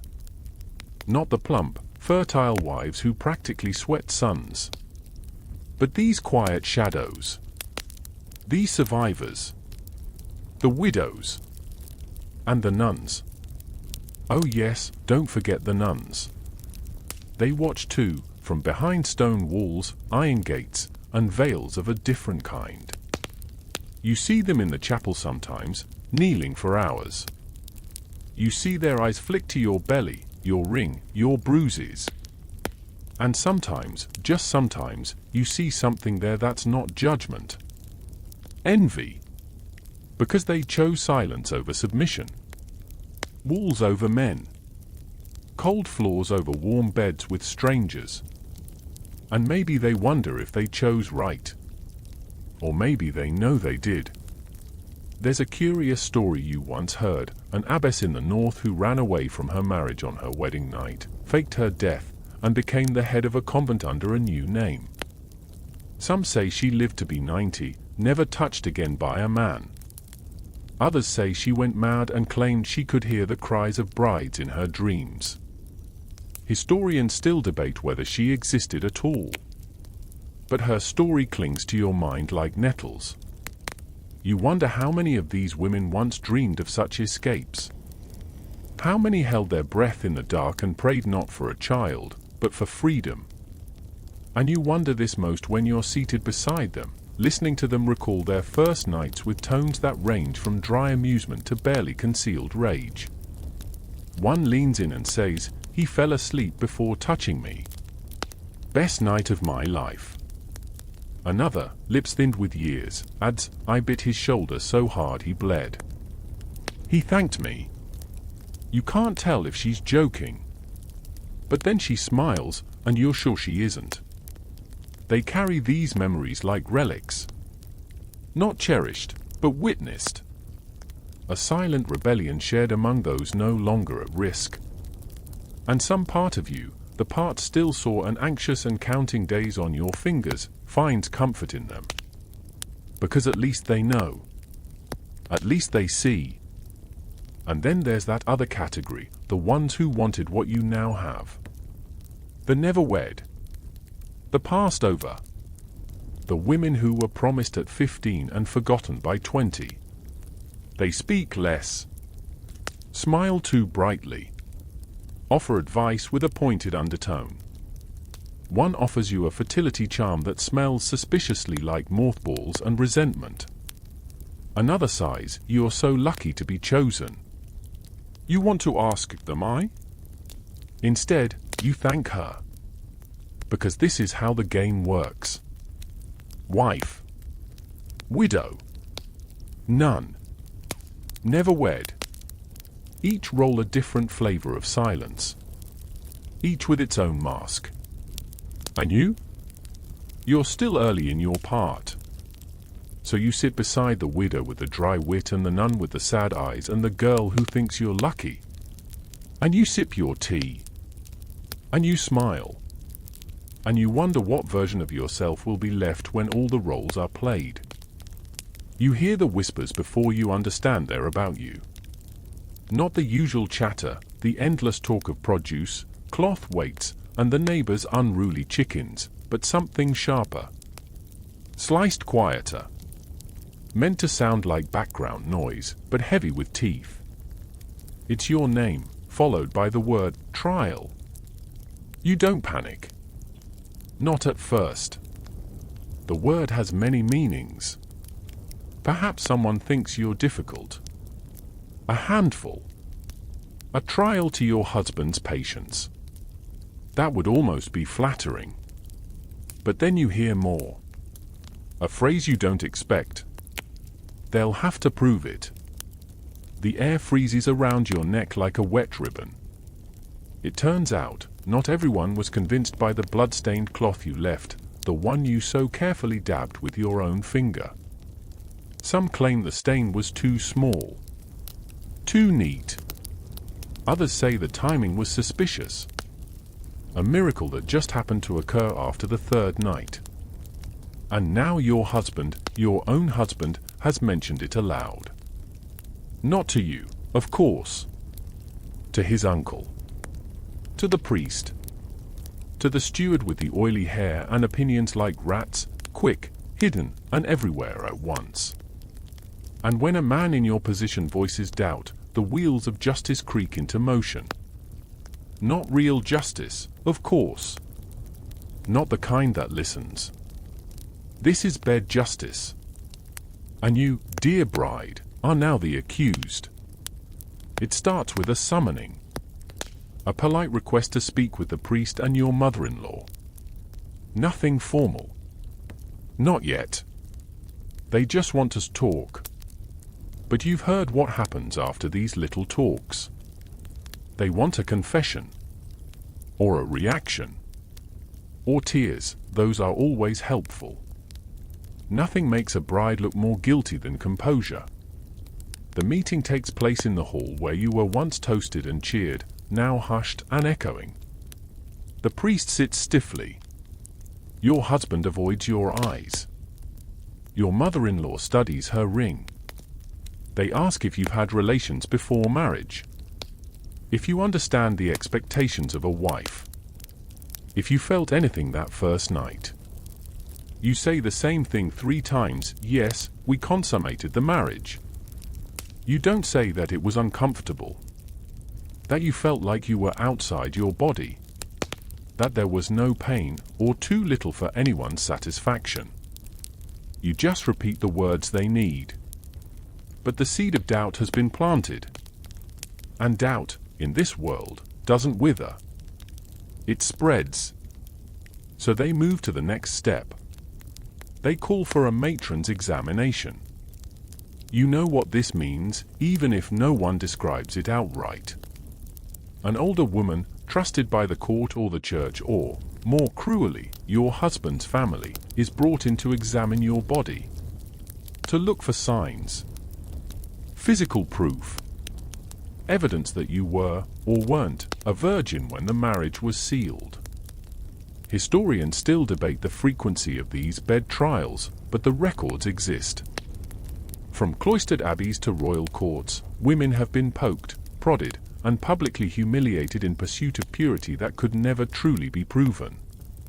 One account tells of a young French bride forced to undress before 4 matrons who inspected her modesty while she wept silently. They declared her inconclusive. Her marriage was annulled. Her dowry was kept. You don't want that to be your story. So you prepare. You eat sparingly. Bathe carefully. Pray more than you mean to. And when the matron arrives, her fingers cold, her eyes unreadable, you don't flinch. She says nothing during the examination. Just hums a little tune that's too cheerful for the moment. When she finishes, she washes her hands with rose water and announces, "Nothing to dispute, but nothing to confirm." You could scream. That's worse than guilt. That's ambiguity. Avoid where people can project whatever story suits their politics best. The priest sighs. The steward nods. Your husband says nothing. And so, they do the unthinkable. They call a community tribunal. Not a trial in the legal sense. Not with laws and lawyers and gavel banging. But a bed trial, a quasi-formal inquiry involving clergy, family elders, and a healthy helping of embarrassment. You'll be asked to speak. So will your husband. So will others. People who shouldn't know anything, but always do. The villagers whisper in anticipation. The kitchens prepare extra bread. It's not every day that scandal wafts through the halls like baking spice. And through it all, you have no advocate. No one stands for the bride. Because here's the truth, laid bare like the linens they love so much. The bridal bed is public property. From the moment you lie in it, every grunt and gasp becomes part of a narrative someone else is writing. If the story doesn't end in blood and babies, someone must be to blame. You almost laugh, almost. Because the whole thing is absurd. You've fulfilled your role. You've done what was asked. But because biology didn't produce enough pigment at the right time, you're now on trial. As if your virginity were a coin that might have been spent too early. And so you stand. You answer their questions. You endure the stares. You keep your voice steady and your hand still, even when one woman in the audience openly sniffs and says, "I always thought she was too bold for a maiden." Your husband watches. His face is unreadable. You don't cry. Not in front of them. Later, alone, you'll bite the pillow and scream into it. But for now, you play your part. Because if there's one thing you've learned from the whispered stories of girls who didn't bleed, it's this. Sometimes the only way to survive a trial is to act like you've already won it. The chamber smells like roses and sweat. They stuffed the bed with lavender, you're told, to calm the nerves. A bridal courtesy, like laying out perfumed linens or pinning rosemary to your sleeves. But lavender can't mask the tension, and you can't hide the weight pressing down on your chest. Because tonight is just like the first night, only worse. Tonight you're in a palace. And royalty doesn't bleed in private. You lie beneath a canopy of silk, the bed wide enough for 5, while velvet drapes hang like the heavy folds of a theatre curtain. Every carving in the room glints gold. There's a marble statue of a naked nymph watching from one corner. You've never felt so dressed and so exposed all at once. You're a noble bride now. Or worse, a royal one. And in this world, no rank spares you. It turns out, the higher your station, the more public your wedding night becomes. Because now it's not just a family affair. It's diplomacy. Your body, your womb, your purity, they're all assets in an international chess match. The marriage contract wasn't written in ink, it was written in you. And that means witnesses. Yes, literal ones. Not in the room, although that's happened before, but gathered just beyond the walls. Courtiers. Advisors. Servants with ears like foxes and tongues like scissors. They wait to hear if the marriage has been consummated. Which, in their world, means politically binding. There's even precedent for high-status weddings to involve a ceremonial bed leaving. After the couple lies together, clothed or not, it varies, they're paraded from the bedchamber as witnesses nod approvingly. In some cases, a bishop might even bless the marriage bed itself. One infamous example, Margaret of France, when she married Edward I of England, was reportedly escorted to bed in front of the entire court. Her hair down, her robe embroidered with lilies, her face unreadable. And yes, someone waited outside. Historians still argue whether these rituals were symbolic or verifiable. Some think the more public ceremonies didn't require actual consummation that night. Others claim linens were still inspected, even at courtly levels. It's hard to say. Records were conveniently vague. But vague or not, one thing is certain, noble women didn't just marry men. They married nations. And on the first night, they were expected to prove it. You can't imagine doing this with him, your husband, a man you've met twice before the wedding. Once at a banquet, once at a falconing demonstration where he complimented your hawk-like focus and then spilled wine down his tunic. He's not unkind. He's just unfamiliar. And tonight, he looks as tense as you. Perhaps even more so.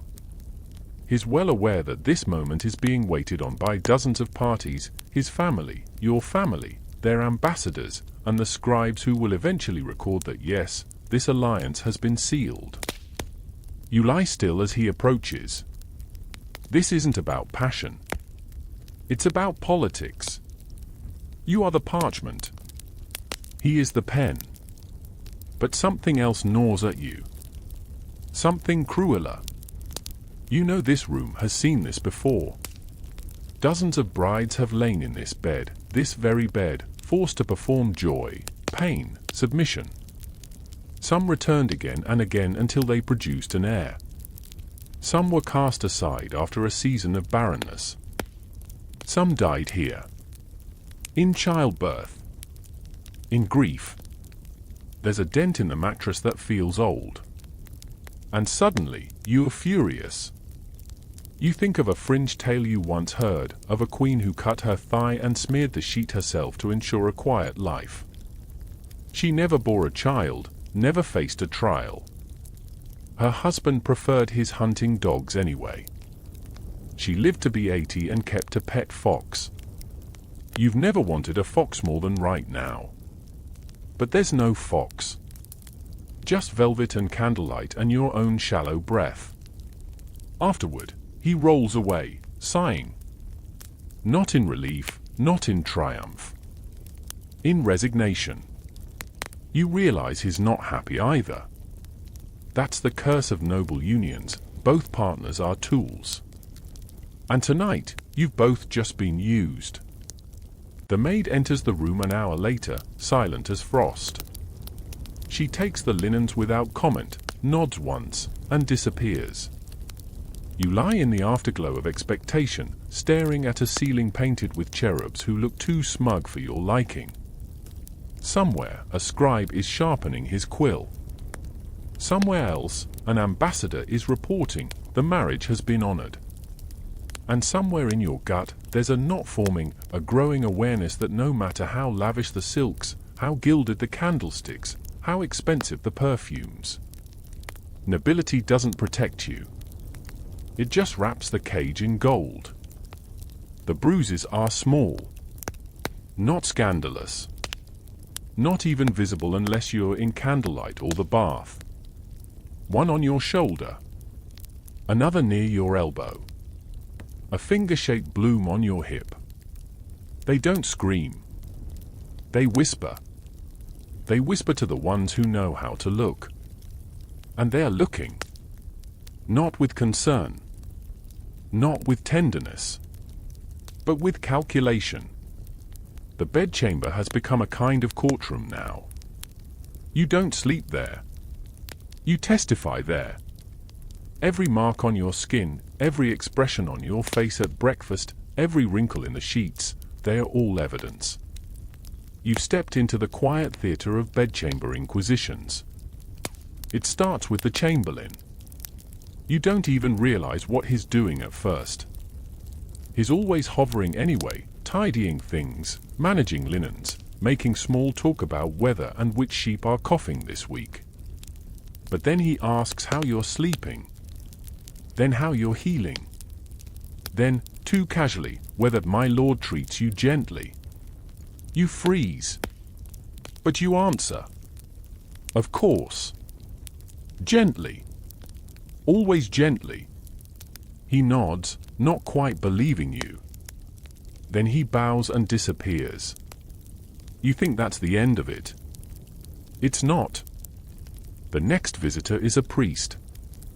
Not your usual one. This man is older. He smells like rain and mildew and parchment. He doesn't ask directly, but the implication is there. Are things proceeding properly between you and your husband? You say yes.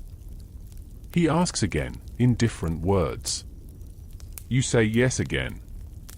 Quieter. He nods, looking disappointed. Because yes isn't what they want.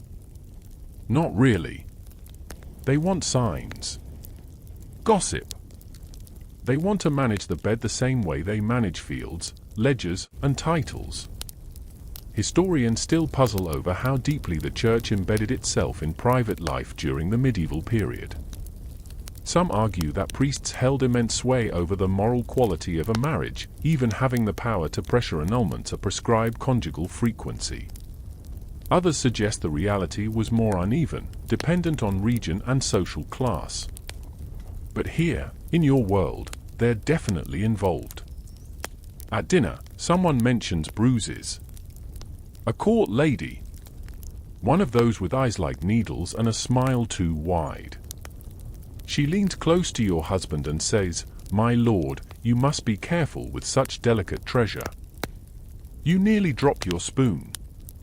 Your husband stiffens. His face flushes. Not with shame, but confusion. He doesn't remember pressing that hard. Later that night, he asks if he hurt you. You pause too long before saying no. The truth is complicated. He isn't cruel. He just doesn't see.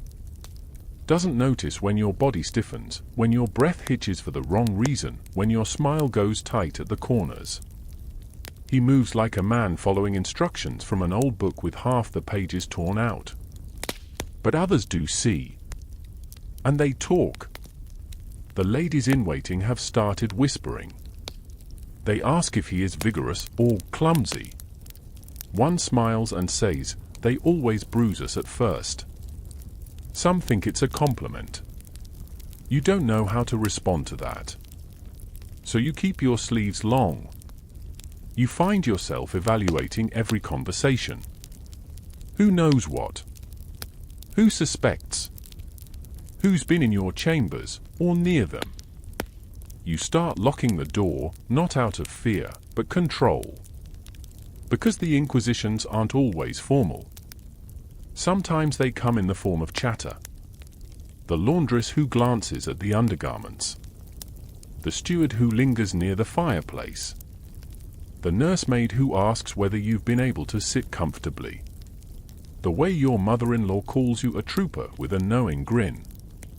There's a court record from centuries ago describing a noblewoman brought before her husband's family after she screamed during her wedding night. They thought she was possessed. The priest prescribed fasting and prayer. A month later, she was pregnant. Everyone considered it a miracle. She stopped speaking entirely. You wonder if anyone still remembers her name. And it's not just bruises. They ask about noises. Apparently, a few of the servants have taken to standing near your door after lights out, just to be sure the marriage is healthy. One claims she heard moaning. Another claims she heard nothing, and says that's worse. So now, you're expected to be audible, but not vulgar. Another impossible rule in the catalogue of bridal expectations. One fringe tale you heard once involved a duchess who reportedly hired an actress to make sounds from the bedchamber while she read poetry in the corner. The performance was convincing enough that her husband's legitimacy was never questioned, and she eventually died peacefully in her library surrounded by cats. You wish you had that kind of ingenuity. Or cats. But instead, you perform. Soft sighs. Delicate gasps. Sometimes real. Sometimes not. Because if you don't, they'll start asking again. And the moment they start asking, they never stop.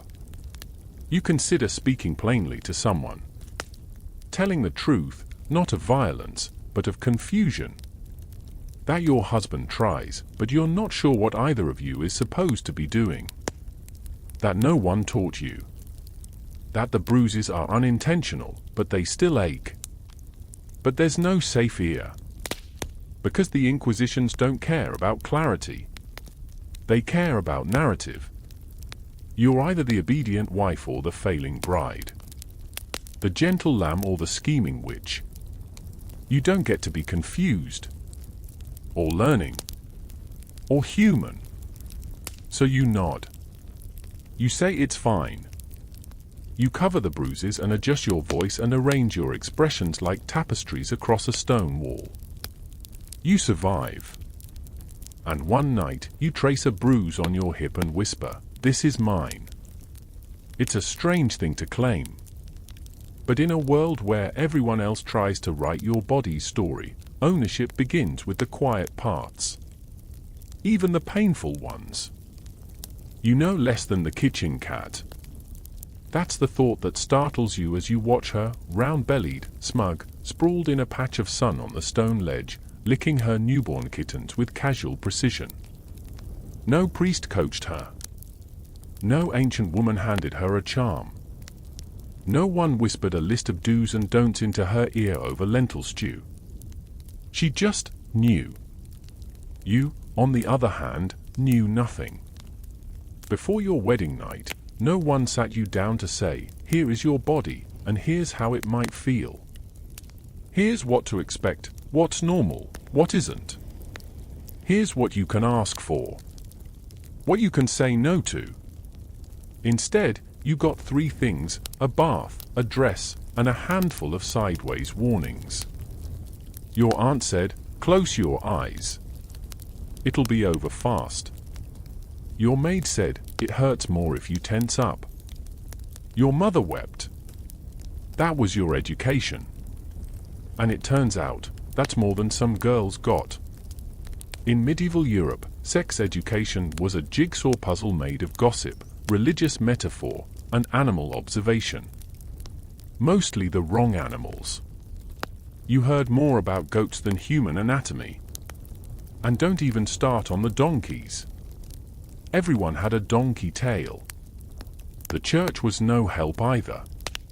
Its teachings, when they addressed the marital bed, focus mostly on sin. Desire, even within marriage, was suspect. Too much pleasure? Sin. The wrong position? Sin. Making a baby without praying first? Big sin. And yet, you were expected to somehow understand how to make heirs. Without sinning. While remaining modest. And not enjoying it too much. No pressure. So, like every bride before you, you pieced together what you could. You remembered a half-true story about a cousin who cried for 2 days and then mysteriously grew used to it. You overheard a baker's wife describe how it was like trying to fit a loaf into a teacup. You vaguely recall someone saying that a man would enter like a key, though that metaphor raises more questions than answers. And then there's the art.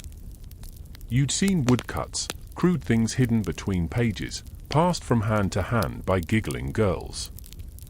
Most were more confusing than instructive. Why was the man always frowning? Why was the woman always reclining on what looked like a very uncomfortable tree stump? You even saw a tapestry once that showed Adam and Eve with strategically placed vines and the world's most unhelpful expressions. But no one told you what it would feel like. Not the tearing. Not the confusion. Not the sense of your body being a room someone else had the only key to. There's a line you remember from a sermon: the husband enters the wife as Christ enters the church. Which, frankly, doesn't clarify much. Historians still argue about how much women really knew.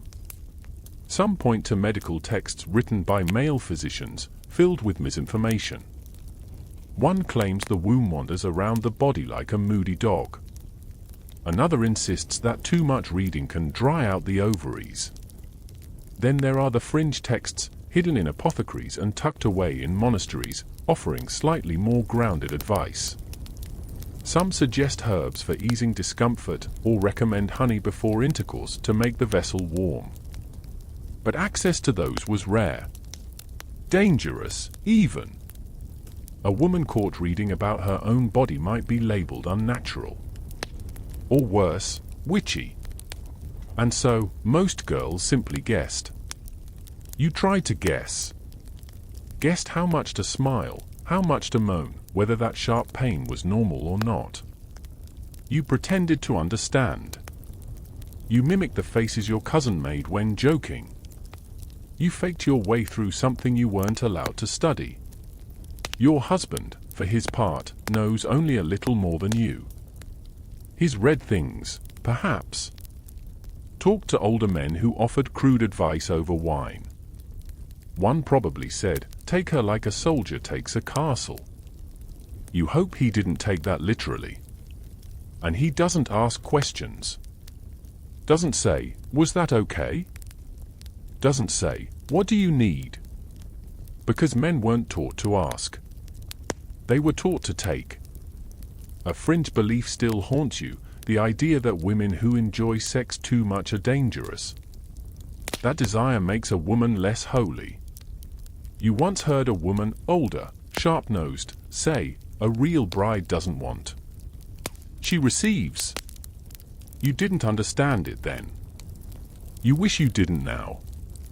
In the quiet, you try to explore your own body, hoping to map it like a garden.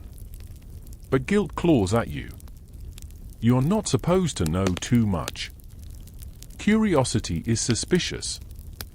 Pleasure without permission is sin. So you stop. You fold your hands. You pray instead. And the cat keeps licking her kittens. That afternoon, a servant girl hands you a bundle wrapped in muslin. Inside, dried herbs, a small carved figure of a woman with wide hips, and a scrap of parchment with cryptic drawings. You look up. She shrugs. "From my grandmother?" Said every bride should have one. To understand what's hers. You hide it. Treasure it. Study it by candlelight when no one's watching. Because that little figure, the one with the round belly and soft face, doesn't look ashamed.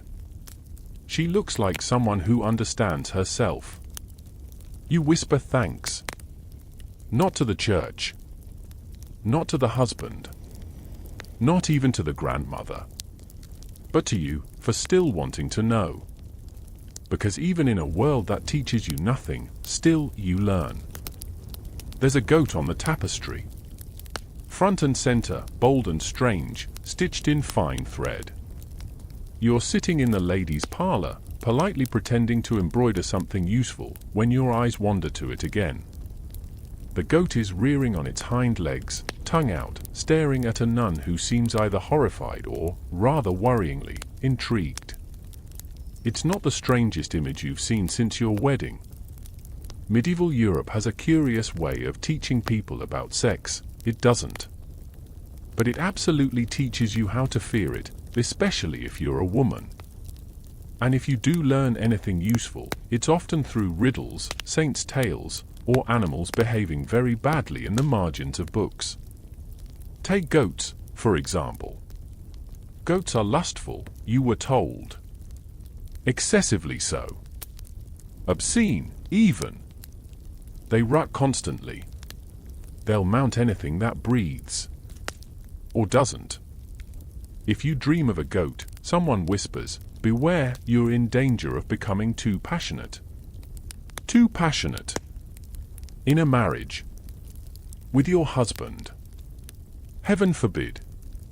You remember a story someone once muttered during your bridal bath. About a young bride who took to the act a little too quickly. Smiled too brightly the next morning. The midwife called her goatish.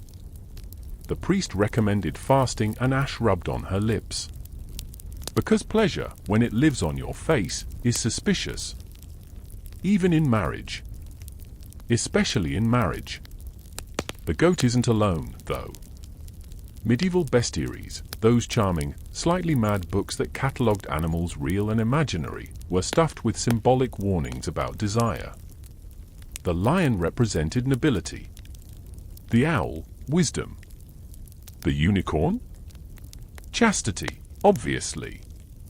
It could only be tamed by a virgin. How convenient. But the more interesting creatures? They lived in the margins. The monkey, ever fondling himself, represented base urges. The barnacle goose, which they believed hatched from trees, reminded readers that not all reproduction is normal. The hare, fertile and feminine, was sometimes shown riding backwards on a rooster. You don't want to know what that meant. And yet, this was the education available to most people, a stew of animals, parables, and saintly metaphors. Few concrete facts. Plenty of moral warnings. And a generous helping of confusion. Even the saints were dragged into it. You've read stories of holy women who died defending their virginity, or stabbed, burned, beheaded. Some were said to grow body armor, or sprout flames from their skin, or be rescued by angels mid-assault. Saint Agnes. Saint Cecilia. Saint Dymphna. Martyrs to purity. Icons for the chaste. But the other stories, the ones they never read aloud in church, are stranger still. You heard once about a saint who was so beautiful, her husband refused to touch her for fear he'd be consumed by desire. He lived as her brother for 20 years. People called it miraculous. You called it confusing. How are you supposed to navigate your marriage when half the saints say embrace suffering and the other half say stay completely untouched? Meanwhile, your body has its own ideas. You lie in bed some nights and feel something. A thrum beneath the skin. A heat in the belly. Not pain. Not fear. Just curiosity. Something you're not supposed to have. And you don't know what to do with it. Your husband tries, in his clumsy, well-meaning way, to please you. But you don't even know how to ask for what you want, because no one told you what that could be. Desire is a ghost here. Felt, never named. So you pretend. You moan softly, like the other girls said you should. You arch your back when he presses down. You whisper his name at the right moment. Sometimes it feels real. Sometimes it's a performance you give for the candlelight. But what scares you most is the day you realize you've started dreaming of something else entirely. Not a man. Not even pleasure, really. But freedom. Being in your body without being watched. Laughing without being labeled. Walking barefoot without wondering what it says about your virtue. You even imagine climbing a tree, high, unladylike, and shouting every rude word you know to the wind. You think of the goat again. You understand her now. There's a reason they warn girls about her. Not because she's wild, but because she owns her wildness. And what they fear most is a bride who learns to want. So you go back to your embroidery, stitching birds, flowers, and, without thinking, you begin to thread a little creature into the corner of your cloth. It's small, horned, smirking. A goat. Your secret rebellion. Because if they're going to call you goatish anyway, you may as well earn it. The coin purse is lighter this week. You hear the steward muttering about it over supper, between bites of pickled onion and stiff commentary on grain taxes. The dowry hasn't come in full, he says. A portion's been delayed. Something about a dispute over property lines. A sick uncle. A scribe's bad handwriting. You don't fully understand. But you don't need to. You know the consequences. You're living them. Because in this world, a bride is not only weighed by her virtue, but also by the clink of coin she brings with her. And when the coins are few, they'll take something else. Your husband doesn't say it outright. Of course not.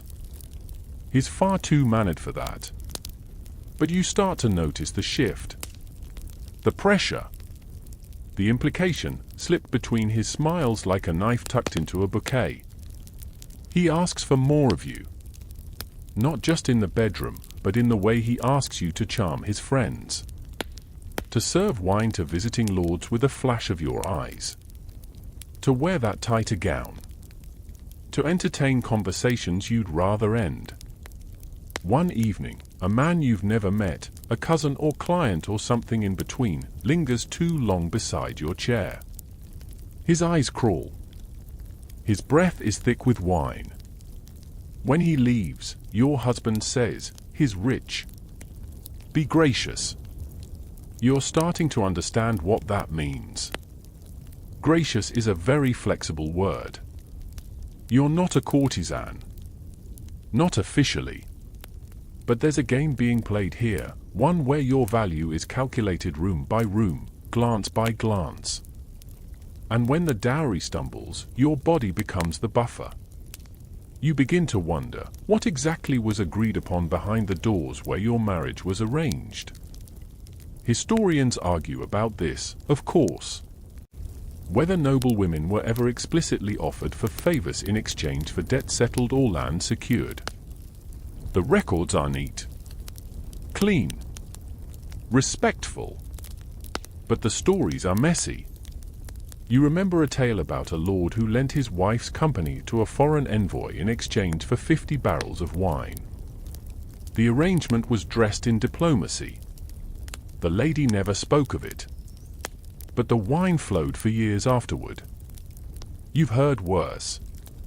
A merchant's daughter, given in marriage with a tiny dowry, was expected to visit her father's creditors alone to smooth relations. She bore 5 children, none of whom looked like her husband. And the fringe tales? They're even darker. A noblewoman whose dowry dried up was reportedly passed between 3 uncles as family reconciliation. A euphemism if ever there was one. She retired to a convent at 30. No one asked why. You begin noticing other women around you, wives with similarly light dowries, or husbands deep in debt, how they're dressed, how they smile a little too tightly at visiting nights. You see the same fear in their eyes. The same calculation. What can be given? What must be endured? You walk a tightrope now. You must be desirable, but not too much. Pleasant, but not too warm. A flicker of flotation might ease a debt, but too much and you're a disgrace. Your mother-in-law says as much when she catches you in the garden with a nobleman's son, who's been leaning far too close. You should know, she says coldly, what men think of poor brides who smile too easily. You don't know whether to laugh or cry. Because what they think of you is rarely the point. What they can do with you, now that's the currency. Your husband doesn't touch you more often. He simply expects more. More performance. More softness. More willingness to be leveraged. And you're smart enough to see what's happening. If the gold doesn't arrive soon, the favors will be expected to flow. A quiet arrangement. Perhaps not spoken, but real. So you act.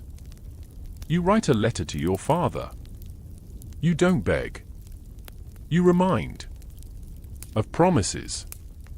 Of pride. Of what happens when a bride's honor is bartered too openly. You know what words to use. Which fears to trigger. And you send it by a maid you trust, along with a lock of your hair wrapped in linen. Your mother will recognize the message.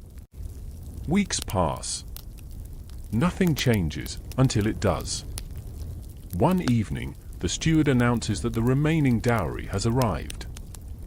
Not all of it, but enough. Enough to stop the whispers. Enough to loosen the vice. That night, your husband is kind again. Brings you a new gown. Asks how you've been sleeping. You smile. Graciously. Because you've survived something without fully naming it. And you've learned a new rule. When you can't pay with gold, they will always try to take flesh. But sometimes, if you move first, if you see the game, you can stop the bleeding before it starts. Or at least, delay it. You find the key before you find the lock.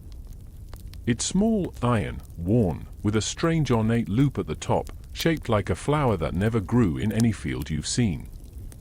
It appears at the bottom of your wedding chest, wrapped in linen. No note. No explanation. Just waiting. And for a moment, you don't recognize it. Not until your maid sees it and goes very still. Oh, she says. That kind of gift. You stare at her. A chastity belt, she murmurs, voice flat. Some men still use them. You've heard the term. Thought it was a joke. A crude legend. Something scribes made up between dull pages of land charters and pig counts. But now the key is in your hand, and it is very real. And it means someone out there expects you to be locked up like a diary. You don't know whether to be offended, terrified, or just extremely tired. Because here's the cruelest irony of all, after all the pressure, the obsession with blood, the prayers for fertility, the command to submit with joy, now, suddenly, they're worried about you wanting too much. Not too long ago, they feared you wouldn't open your legs. Now, they fear you won't keep them closed when your husband's away. The world is exhausting. You ask your maid, half joking, half terrified, whether she's ever seen one. She nods. Just once. Merchant's daughter, she says. Married off to a much older man. He kept the key around his neck. Only opened it on feast days. You don't ask what kind of feast days. You're too afraid of the answer. Historians still debate how widespread chastity belts really were. Some say they were symbolic, meant as metaphors or threats more than actual wearable torture devices. Others believe they were real and rare but not fictional. A few even survive in museums, rusted and terrible, with narrow slits and cruel clasps. One theory suggests they weren't for marriage at all, but for pilgrimages, meant to protect women from both temptation and attackers on long journeys. You don't know which version is worse. The real question is, who left you the key? It wasn't your husband. You're almost sure of that. He's awkward, not suspicious. Territorial, perhaps, but not cruel. You consider your mother-in-law. The steward. A well-meaning but deeply misguided aunt. And then you find the belt. Hidden behind your ceremonial veils, wrapped in velvet. The metal glints when the candle hits it. The interior is lined with leather, but the slots and hinges are unmistakable. This is no metaphor. You don't try it on. You can't even touch it for long. Your fingers go numb. Your stomach turns. Your maid helps you wrap it up again. Neither of you speaks. Later, you sit in bed and think about control. Because that's what this is, isn't it? Not protection. Not honor. Not virtue. Control. Every part of your body has been named, claimed, weighed. From your hair, braided just so for modesty, to your thighs, now potentially guarded by a cage of iron. You wonder if it ever ends. If a bride ever truly owns herself again.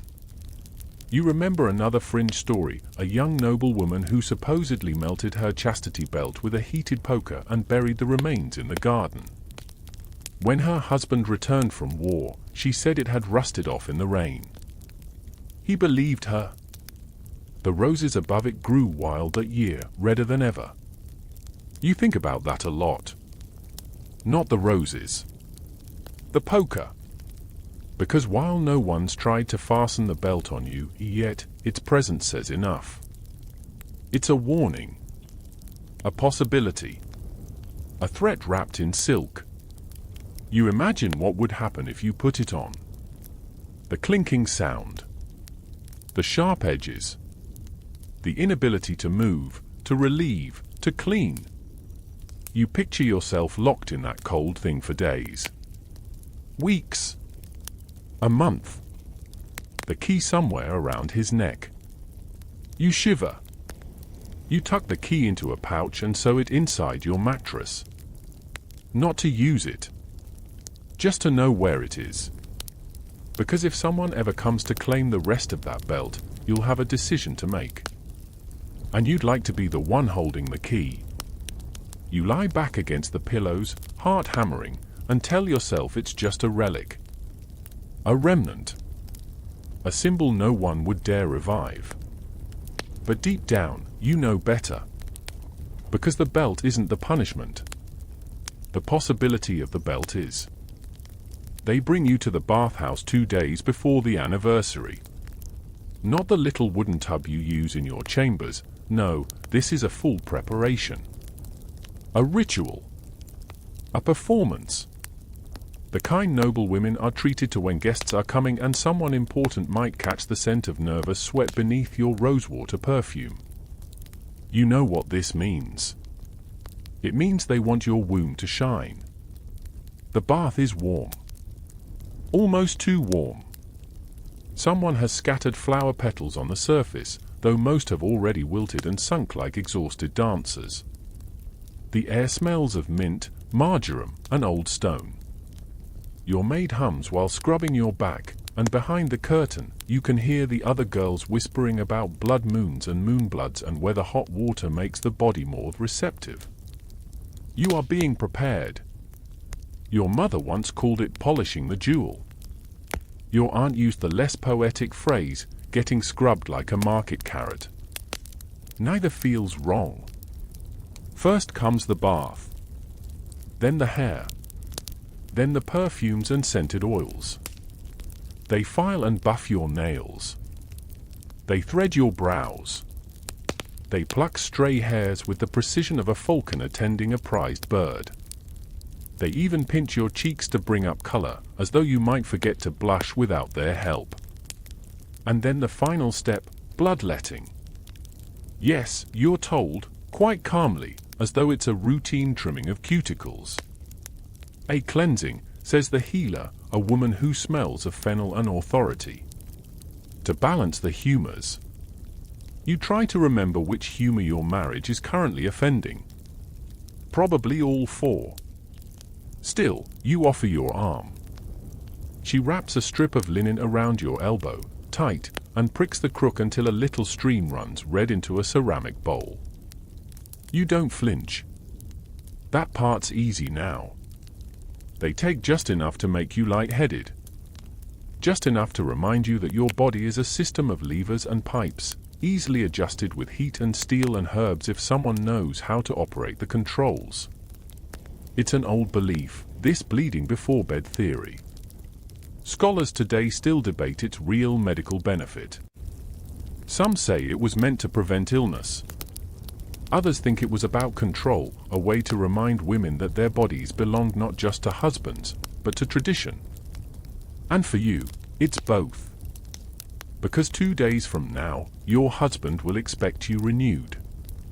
Polished. Plucked. Bled and bathed and brushed like a prized animal about to be entered in competition. Not that he'd say it like that. He doesn't need to. You're already in the gown they chose. The one with the low neckline and the embroidered vines around the bodice that suggest fertility without shouting it. You've been fed wine with cinnamon.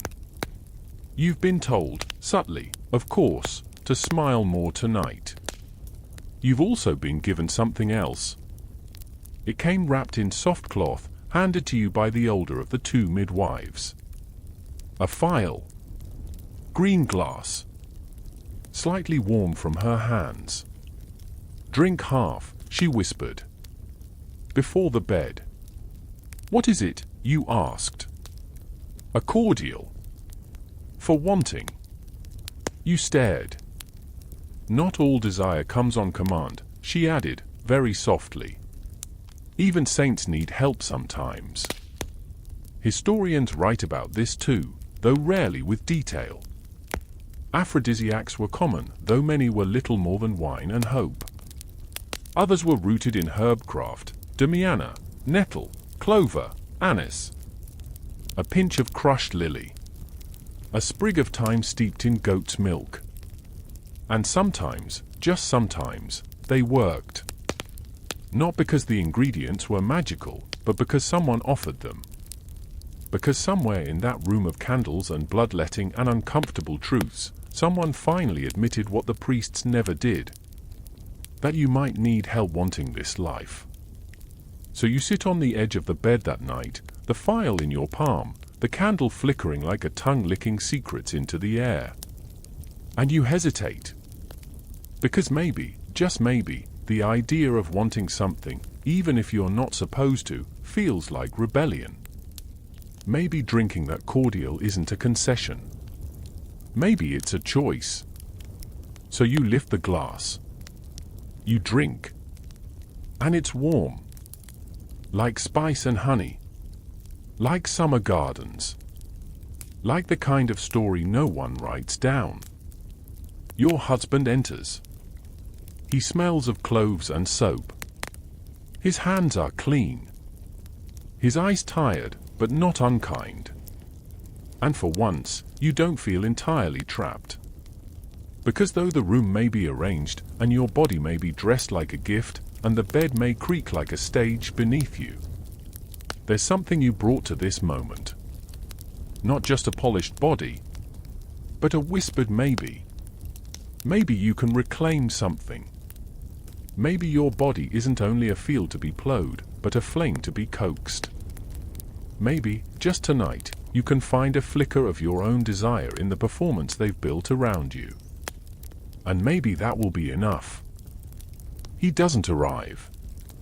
Not the man, not the groom, not on the day, not on the next. But the wedding proceeds anyway. Because marriage, in your world, does not always require the bride and groom to breathe the same air. Or even be on the same continent. You are a proxy bride. A stand-in your own ceremony. And today, you marry a man you've never seen, whose name you have practiced with care, whose portrait stares down at you from a scroll painted in soft ochres and exaggerated jawlines. He has kind eyes in the painting. But you know enough now to question what ink hides. He is a lord in another province, perhaps across the sea, perhaps in a kingdom that spells honor with a different number of letters. You've heard he's older, or younger, or absent-minded, or pious, or mad. No one agrees. Because the man doesn't matter, not really. What matters is the alliance, the contract, the seal, and your body is the wax that binds it. The ceremony is brief.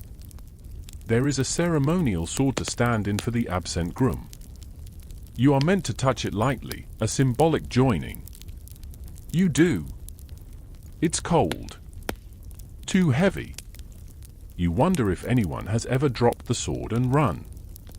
Historians still marvel at the concept of proxy marriages. They flourished in diplomatic settings where travel was slow and politics couldn't wait for weather or seasickness.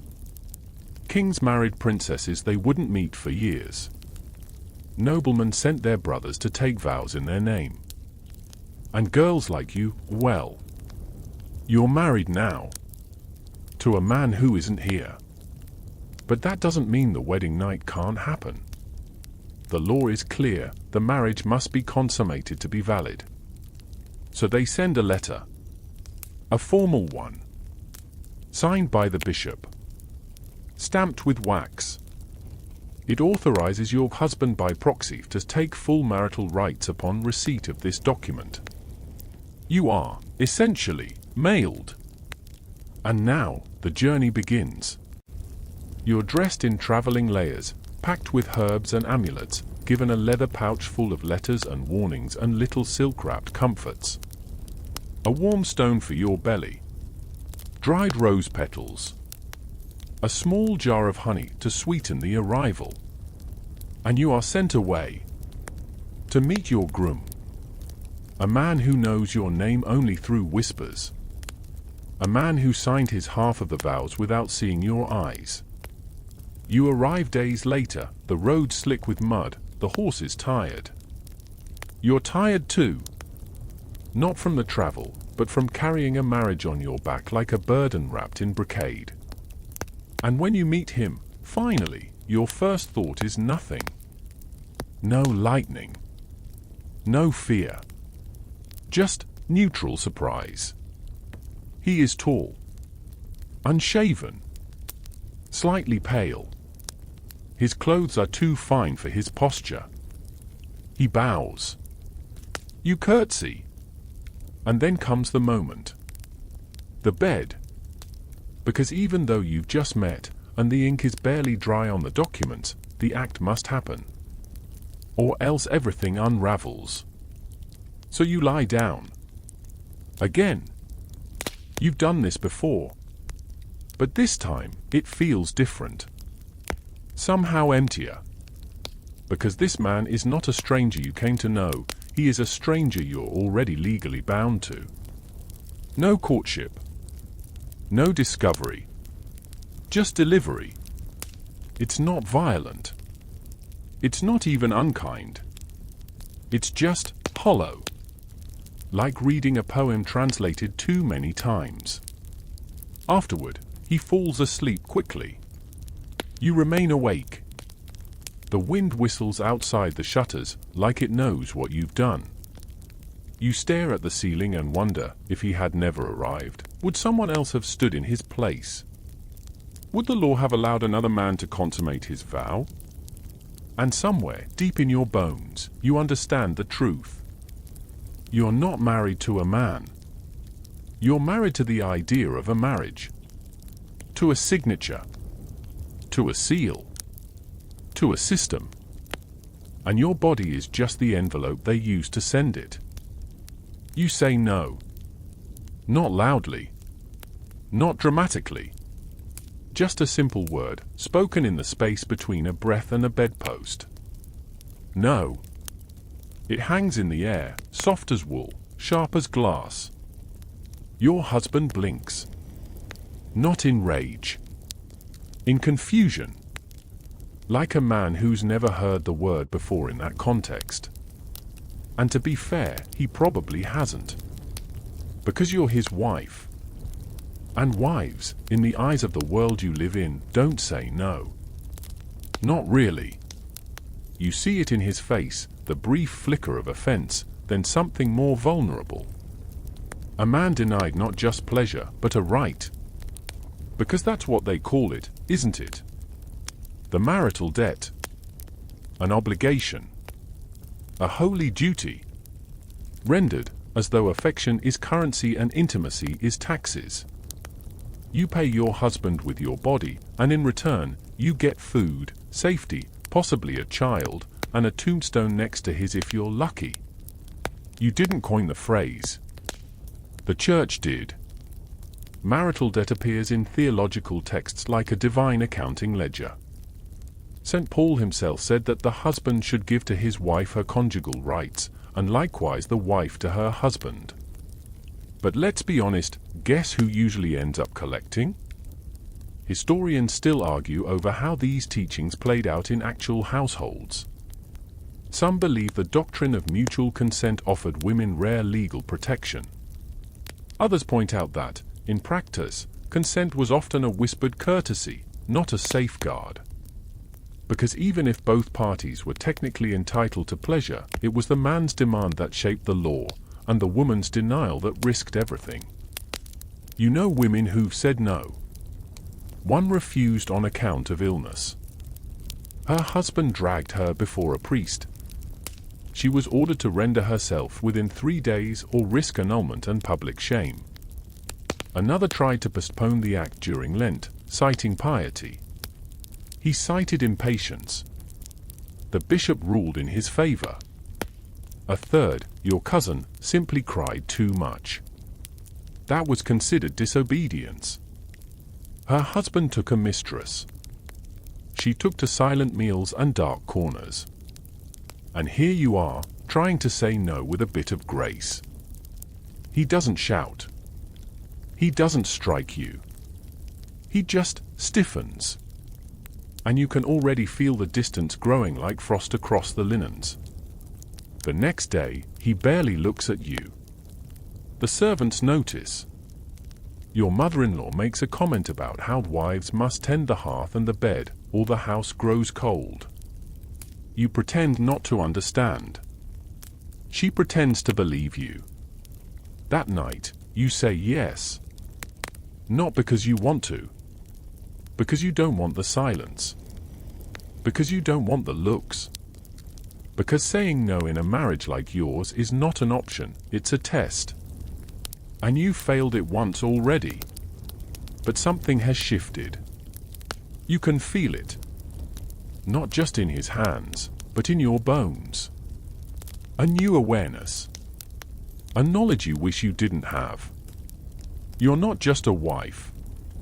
You're a license. Your yes is assumed. Your no is noise. Even the law, as it exists, doesn't protect you. Marital rape, as a concept, doesn't exist in your time. The wedding vow is considered blanket consent. Permanent. Irrevocable. The very idea that a man could force his wife is laughed out of courts. He has her body, the old scribes say, as he has her dowry. To violate it would be like stealing from his own purse. You think of that purse often. Tied to his belt, jingling with coins. Your body, in theory, is stitched beside it. You begin to wonder what it would mean to reclaim that no, not as rebellion. As truth. What if you said no and meant it?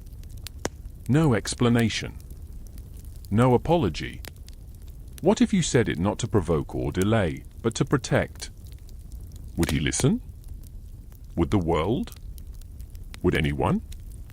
You doubt it. But the thought flickers.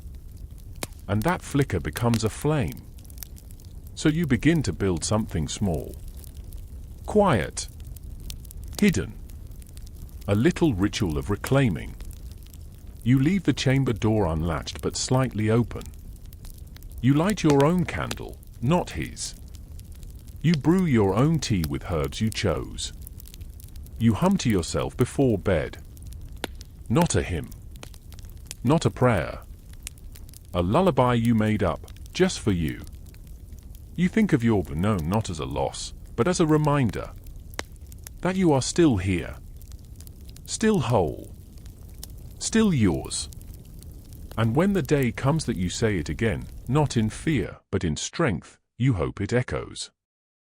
Not in your husband's ears, but in yours. Because even in a world where your consent has been written out of the script, your voice still lives in the margins. And maybe, one day, someone will read those margins and hear you. You miss your moon. Not once, but twice. Then a third time. By the fourth, the midwife stops pretending it's just to travel strain. She places a hand on your belly, flat, still, and smiles that knowing, terrible, triumphant smile. You're with child. And the world shifts. The news spreads faster than you'd think, considering it came from a room with just you, the midwife, and the smell of old lavender. By sundown, the steward is ordering double portions for your meals. By morning, your mother-in-law is stitching tiny tunics. By evening, your husband kisses your cheek without waiting for you to flinch first. Because now you are useful. You've become a vessel, officially. The bridal bed has done its duty, and your body has proved its purpose. Everything they doubted before, your bloodstains, your silences, your lack of visible pain, has been forgiven in a single sentence. She is quickened. The word floats like incense through the corridors. Every matron clucks her approval. Every scribe begins sharpening his quill, ready to note the exact date of conception, possible due date, astrological alignment, and whether the moon was waxing or waning when it happened. You are now a matter of record.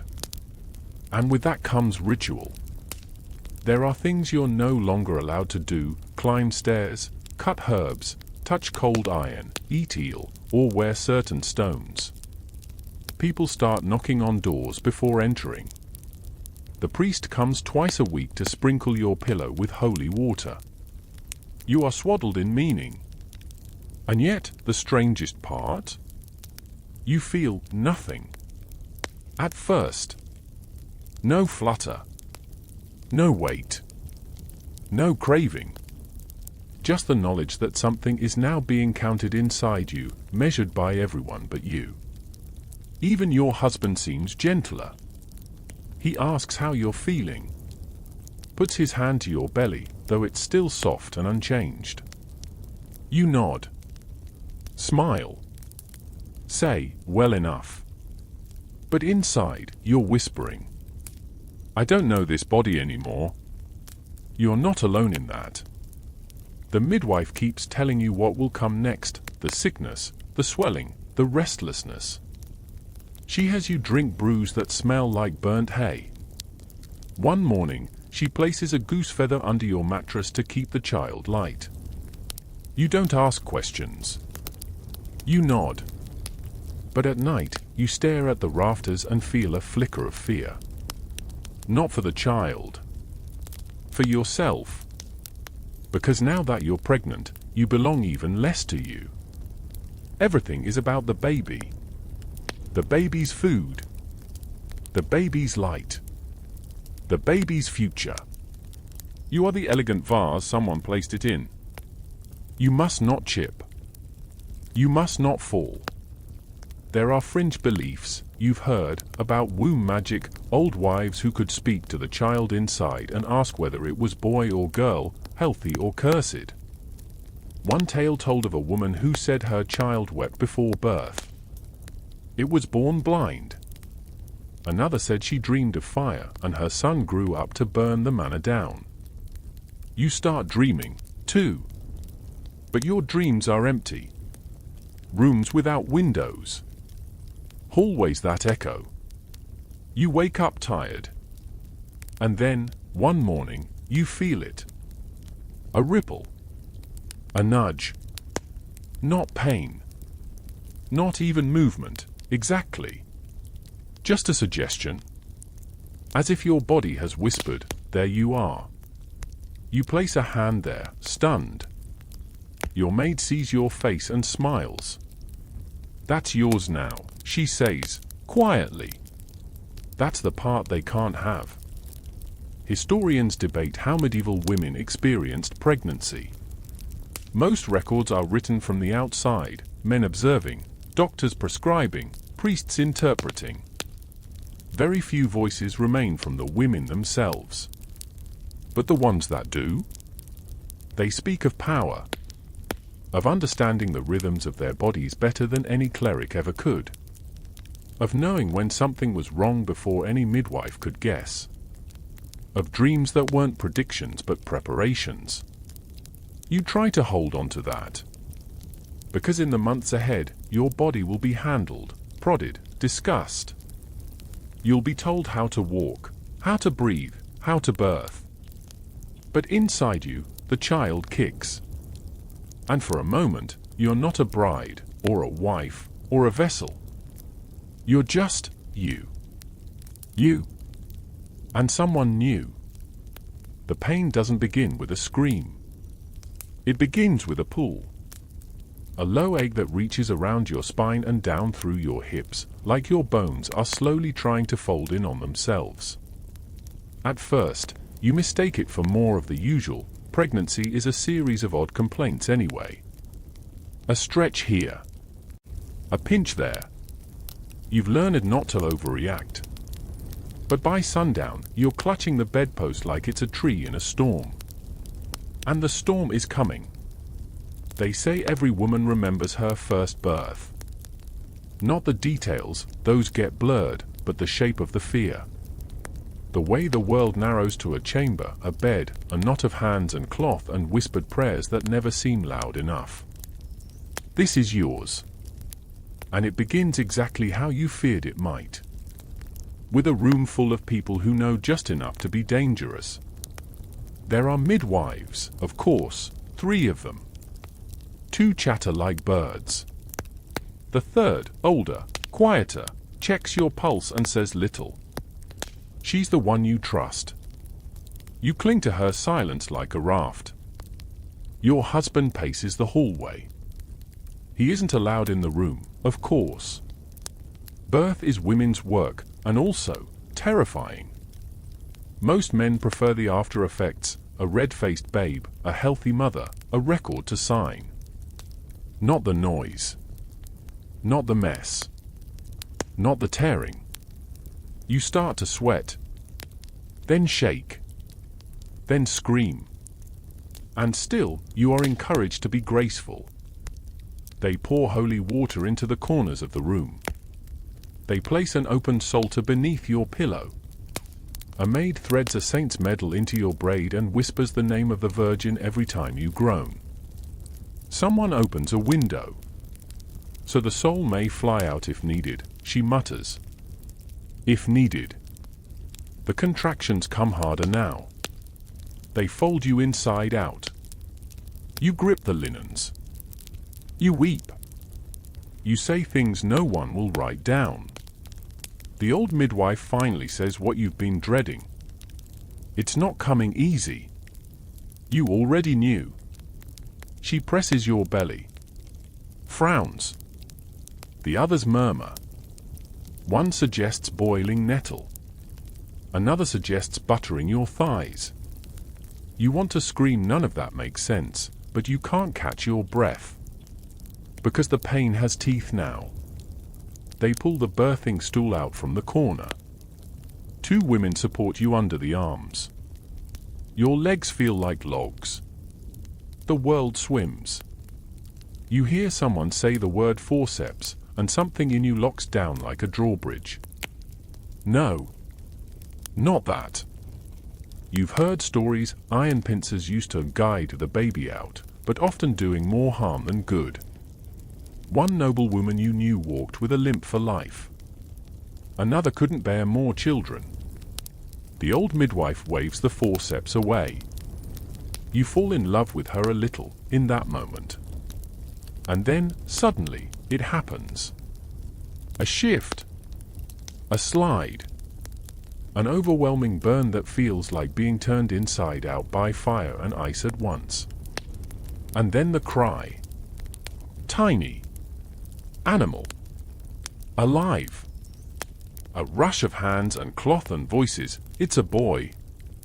Quick, swaddle. Fetch the priest. You collapse back against the pillows, soaked and shaking, eyes wide. He's placed in your arms for one short moment. Red. Wrinkled. Loud. Yours. And then he's whisked away. Not stolen. Just handled. Because the real work, they say, isn't yours anymore. He'll be cleaned, weighed, documented. Shown to the household. Named after a great-uncle you've never met. You remain in the bed, surrounded by blood and water and cloth-stained rust red. No one thanks you. No one bows. You are the battlefield. And the battle's already moved on. Historians call childbirth the great silent suffering of medieval women. They estimate that for noble women, death in childbirth was one of the top causes of mortality. For some, it came during labor. For others, days later, from fever, infection, exhaustion. You survive. But you understand now why some didn't. And why some chose not to try again. A fringe tale floats into your mind of a duchess who pretended madness after her third birth. Claimed to hear angels. Was declared delicate of mind and excused from marital duties. Lived her days reading poetry and feeding sparrows. You're not ready to fake madness. But you understand the temptation. The old midwife returns that night. Sits beside you. Offers a bitter tea you don't ask the ingredients of. She wipes your brow, gently, as though all the previous shouting was a shared secret. You did well, she says. And in her eyes, you see something unexpected. Not pity. Respect. Because while the world only saw the baby, she saw you. What you endured. What you survived. What no bride is ever truly prepared for. They praise the boy. Of course they do. He has 10 fingers, 10 toes, a loud set of lungs, and a tuft of hair that makes your husband beam like a sunrise. The household rejoices. The priest declares it a blessing. Your mother-in-law says something suspiciously close to well done. No one praises you. They bring broth. They change linens. They offer sage tea and muttered suggestions about how soon you might try again, though perhaps, they add, with a little more rest between this and the next. But you? You're already fading into the background. Because the spotlight has shifted. You are no longer the bride, no longer the womb to watch. You are the mother now. And medieval motherhood is a whole new game. It begins with separation. The child is not yours in the way you imagine. Not wholly. He is placed in the care of a wet nurse, a woman you've never met, who arrives with her own child strapped to her back and a calm, businesslike expression. She greets you with a bow and takes your son with the ease of someone who has done this 100 times. You do not weep. But later, alone, you press your breast and feel the milk you'll never give him begin to bloom and ache. It's not neglect. It's procedure. Noble babies, especially sons, are raised by professionals. The wet nurse feeds him. The nursery maid rocks him.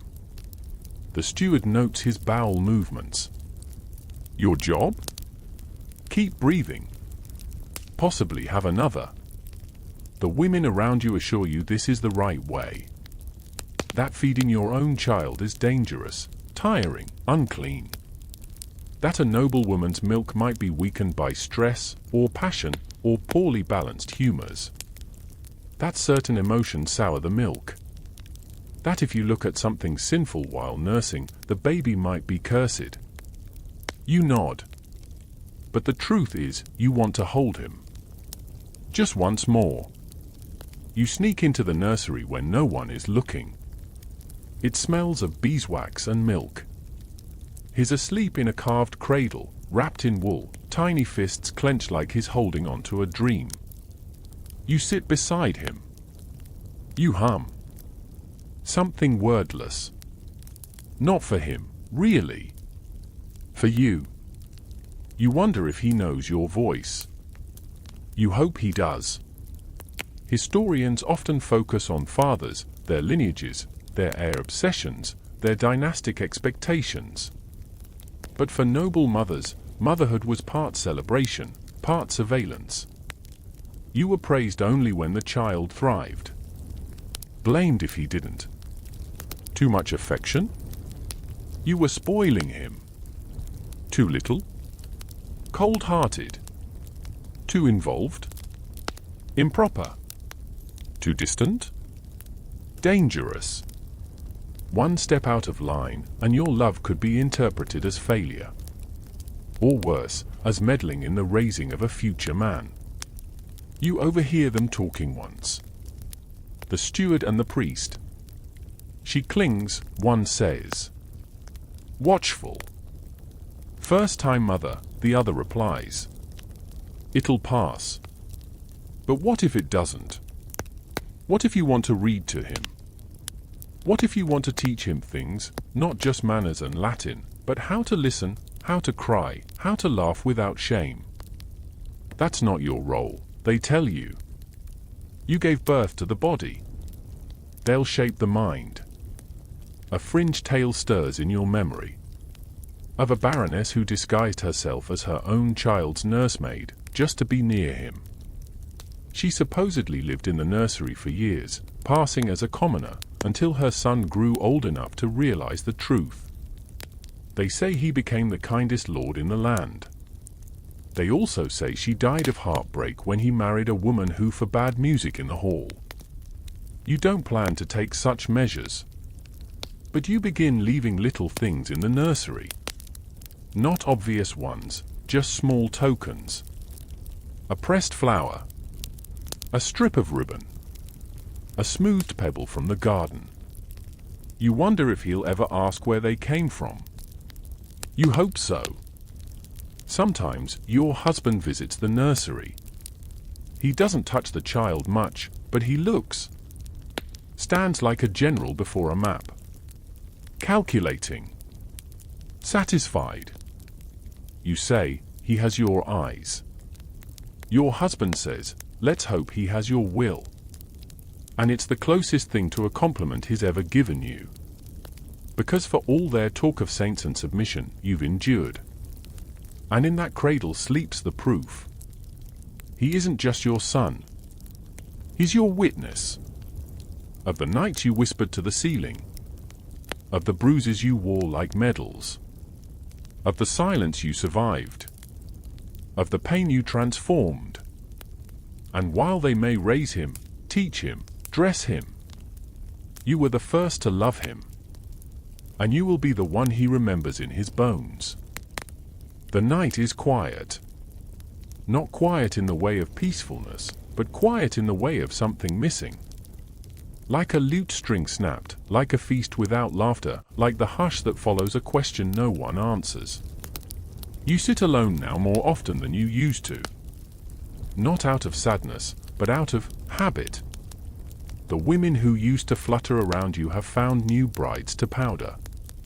The midwife is long gone. Your husband spends more time in the fields and halls, securing land, negotiating titles, shaking hands that somehow feel more intimate to him than yours ever did. Your child sleeps in the nursery still, though now he walks. Talks. Demands. The wet nurse is gone, dismissed with generous coin and whispered praise, and now a governess has taken her place, with a mouth like a line drawn in chalk and a fondness for quiet discipline. You watch him through the doorway sometimes, this son of yours, as he builds towers out of wooden blocks and immediately knocks them down again. You wonder if he knows why. You know why. Because sometimes things are meant to fall. And you have stopped building. Your wedding night feels like a tale told about someone else. A girl with trembling hands and linen sheets and a name she hardly dared say out loud. That girl doesn't live in you anymore. She lives in memories you don't visit often. Like a room you lock and then forget where you put the key. But the echoes remain.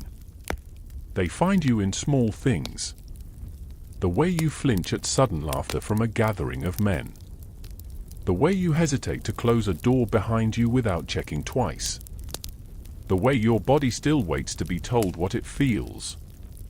Sometimes you catch yourself smoothing your skirts before speaking, even when no one's there to hear. But you've also changed. You've learned how to wield silence like a blade. How to make your stillness feel like power. How to make a room listen without raising your voice. You've learned which herbs to tuck in your tea for sleep. You've learned how to speak to your child so he knows he is wanted, not just expected. And most of all, you've learned that survival is its own form of rebellion. Because the system expected a body, a vessel, a passive presence in the shape of a wife. And instead, it got you. You, who still hums lullabies when no one is around. You, who keeps a journal under the floorboards with little sketches of goats, flowers, and whispered thoughts.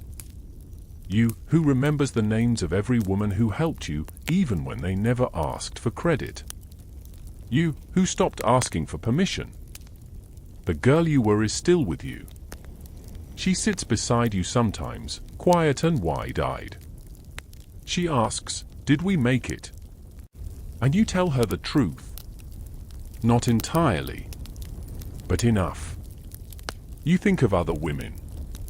Those who did not escape their wedding night with even that small flicker of self. Those whose stories were erased entirely. Who vanished beneath lace and lineage. You think of the ones who ran. They exist, you know. Though rarely named in song or scripture. One story tells of a girl who climbed out a castle window the night of her wedding. She made it as far as a convent by sunrise. Took vows before anyone could claim her. Lived to become an abbess, they say. Another speaks of a merchant's wife who faked her death. Left behind a blooded shift and a set of footprints vanishing into the river. Years later, a woman matching her description was seen teaching letters to village girls in the mountains. Fringe stories, perhaps. But you cling to them anyway. Because they remind you the escape is not always literal. Sometimes it's a thought, a decision, a refusal made quietly in the corner of a room no one's watching. A whispered no that echoes louder than any scream. You haven't run. Not physically. But you have carved out a space inside yourself no one else owns. And on the nights when the wind creaks through the shutters just so, you light a candle, press your fingers to your lips, and remember. You were never just a bride. You were a witness. A survivor. A woman who learned to stay when she could not flee, and to speak even when her voice was taken. And now? Now you are still here. Breathing. Watching. Waiting. But no longer afraid.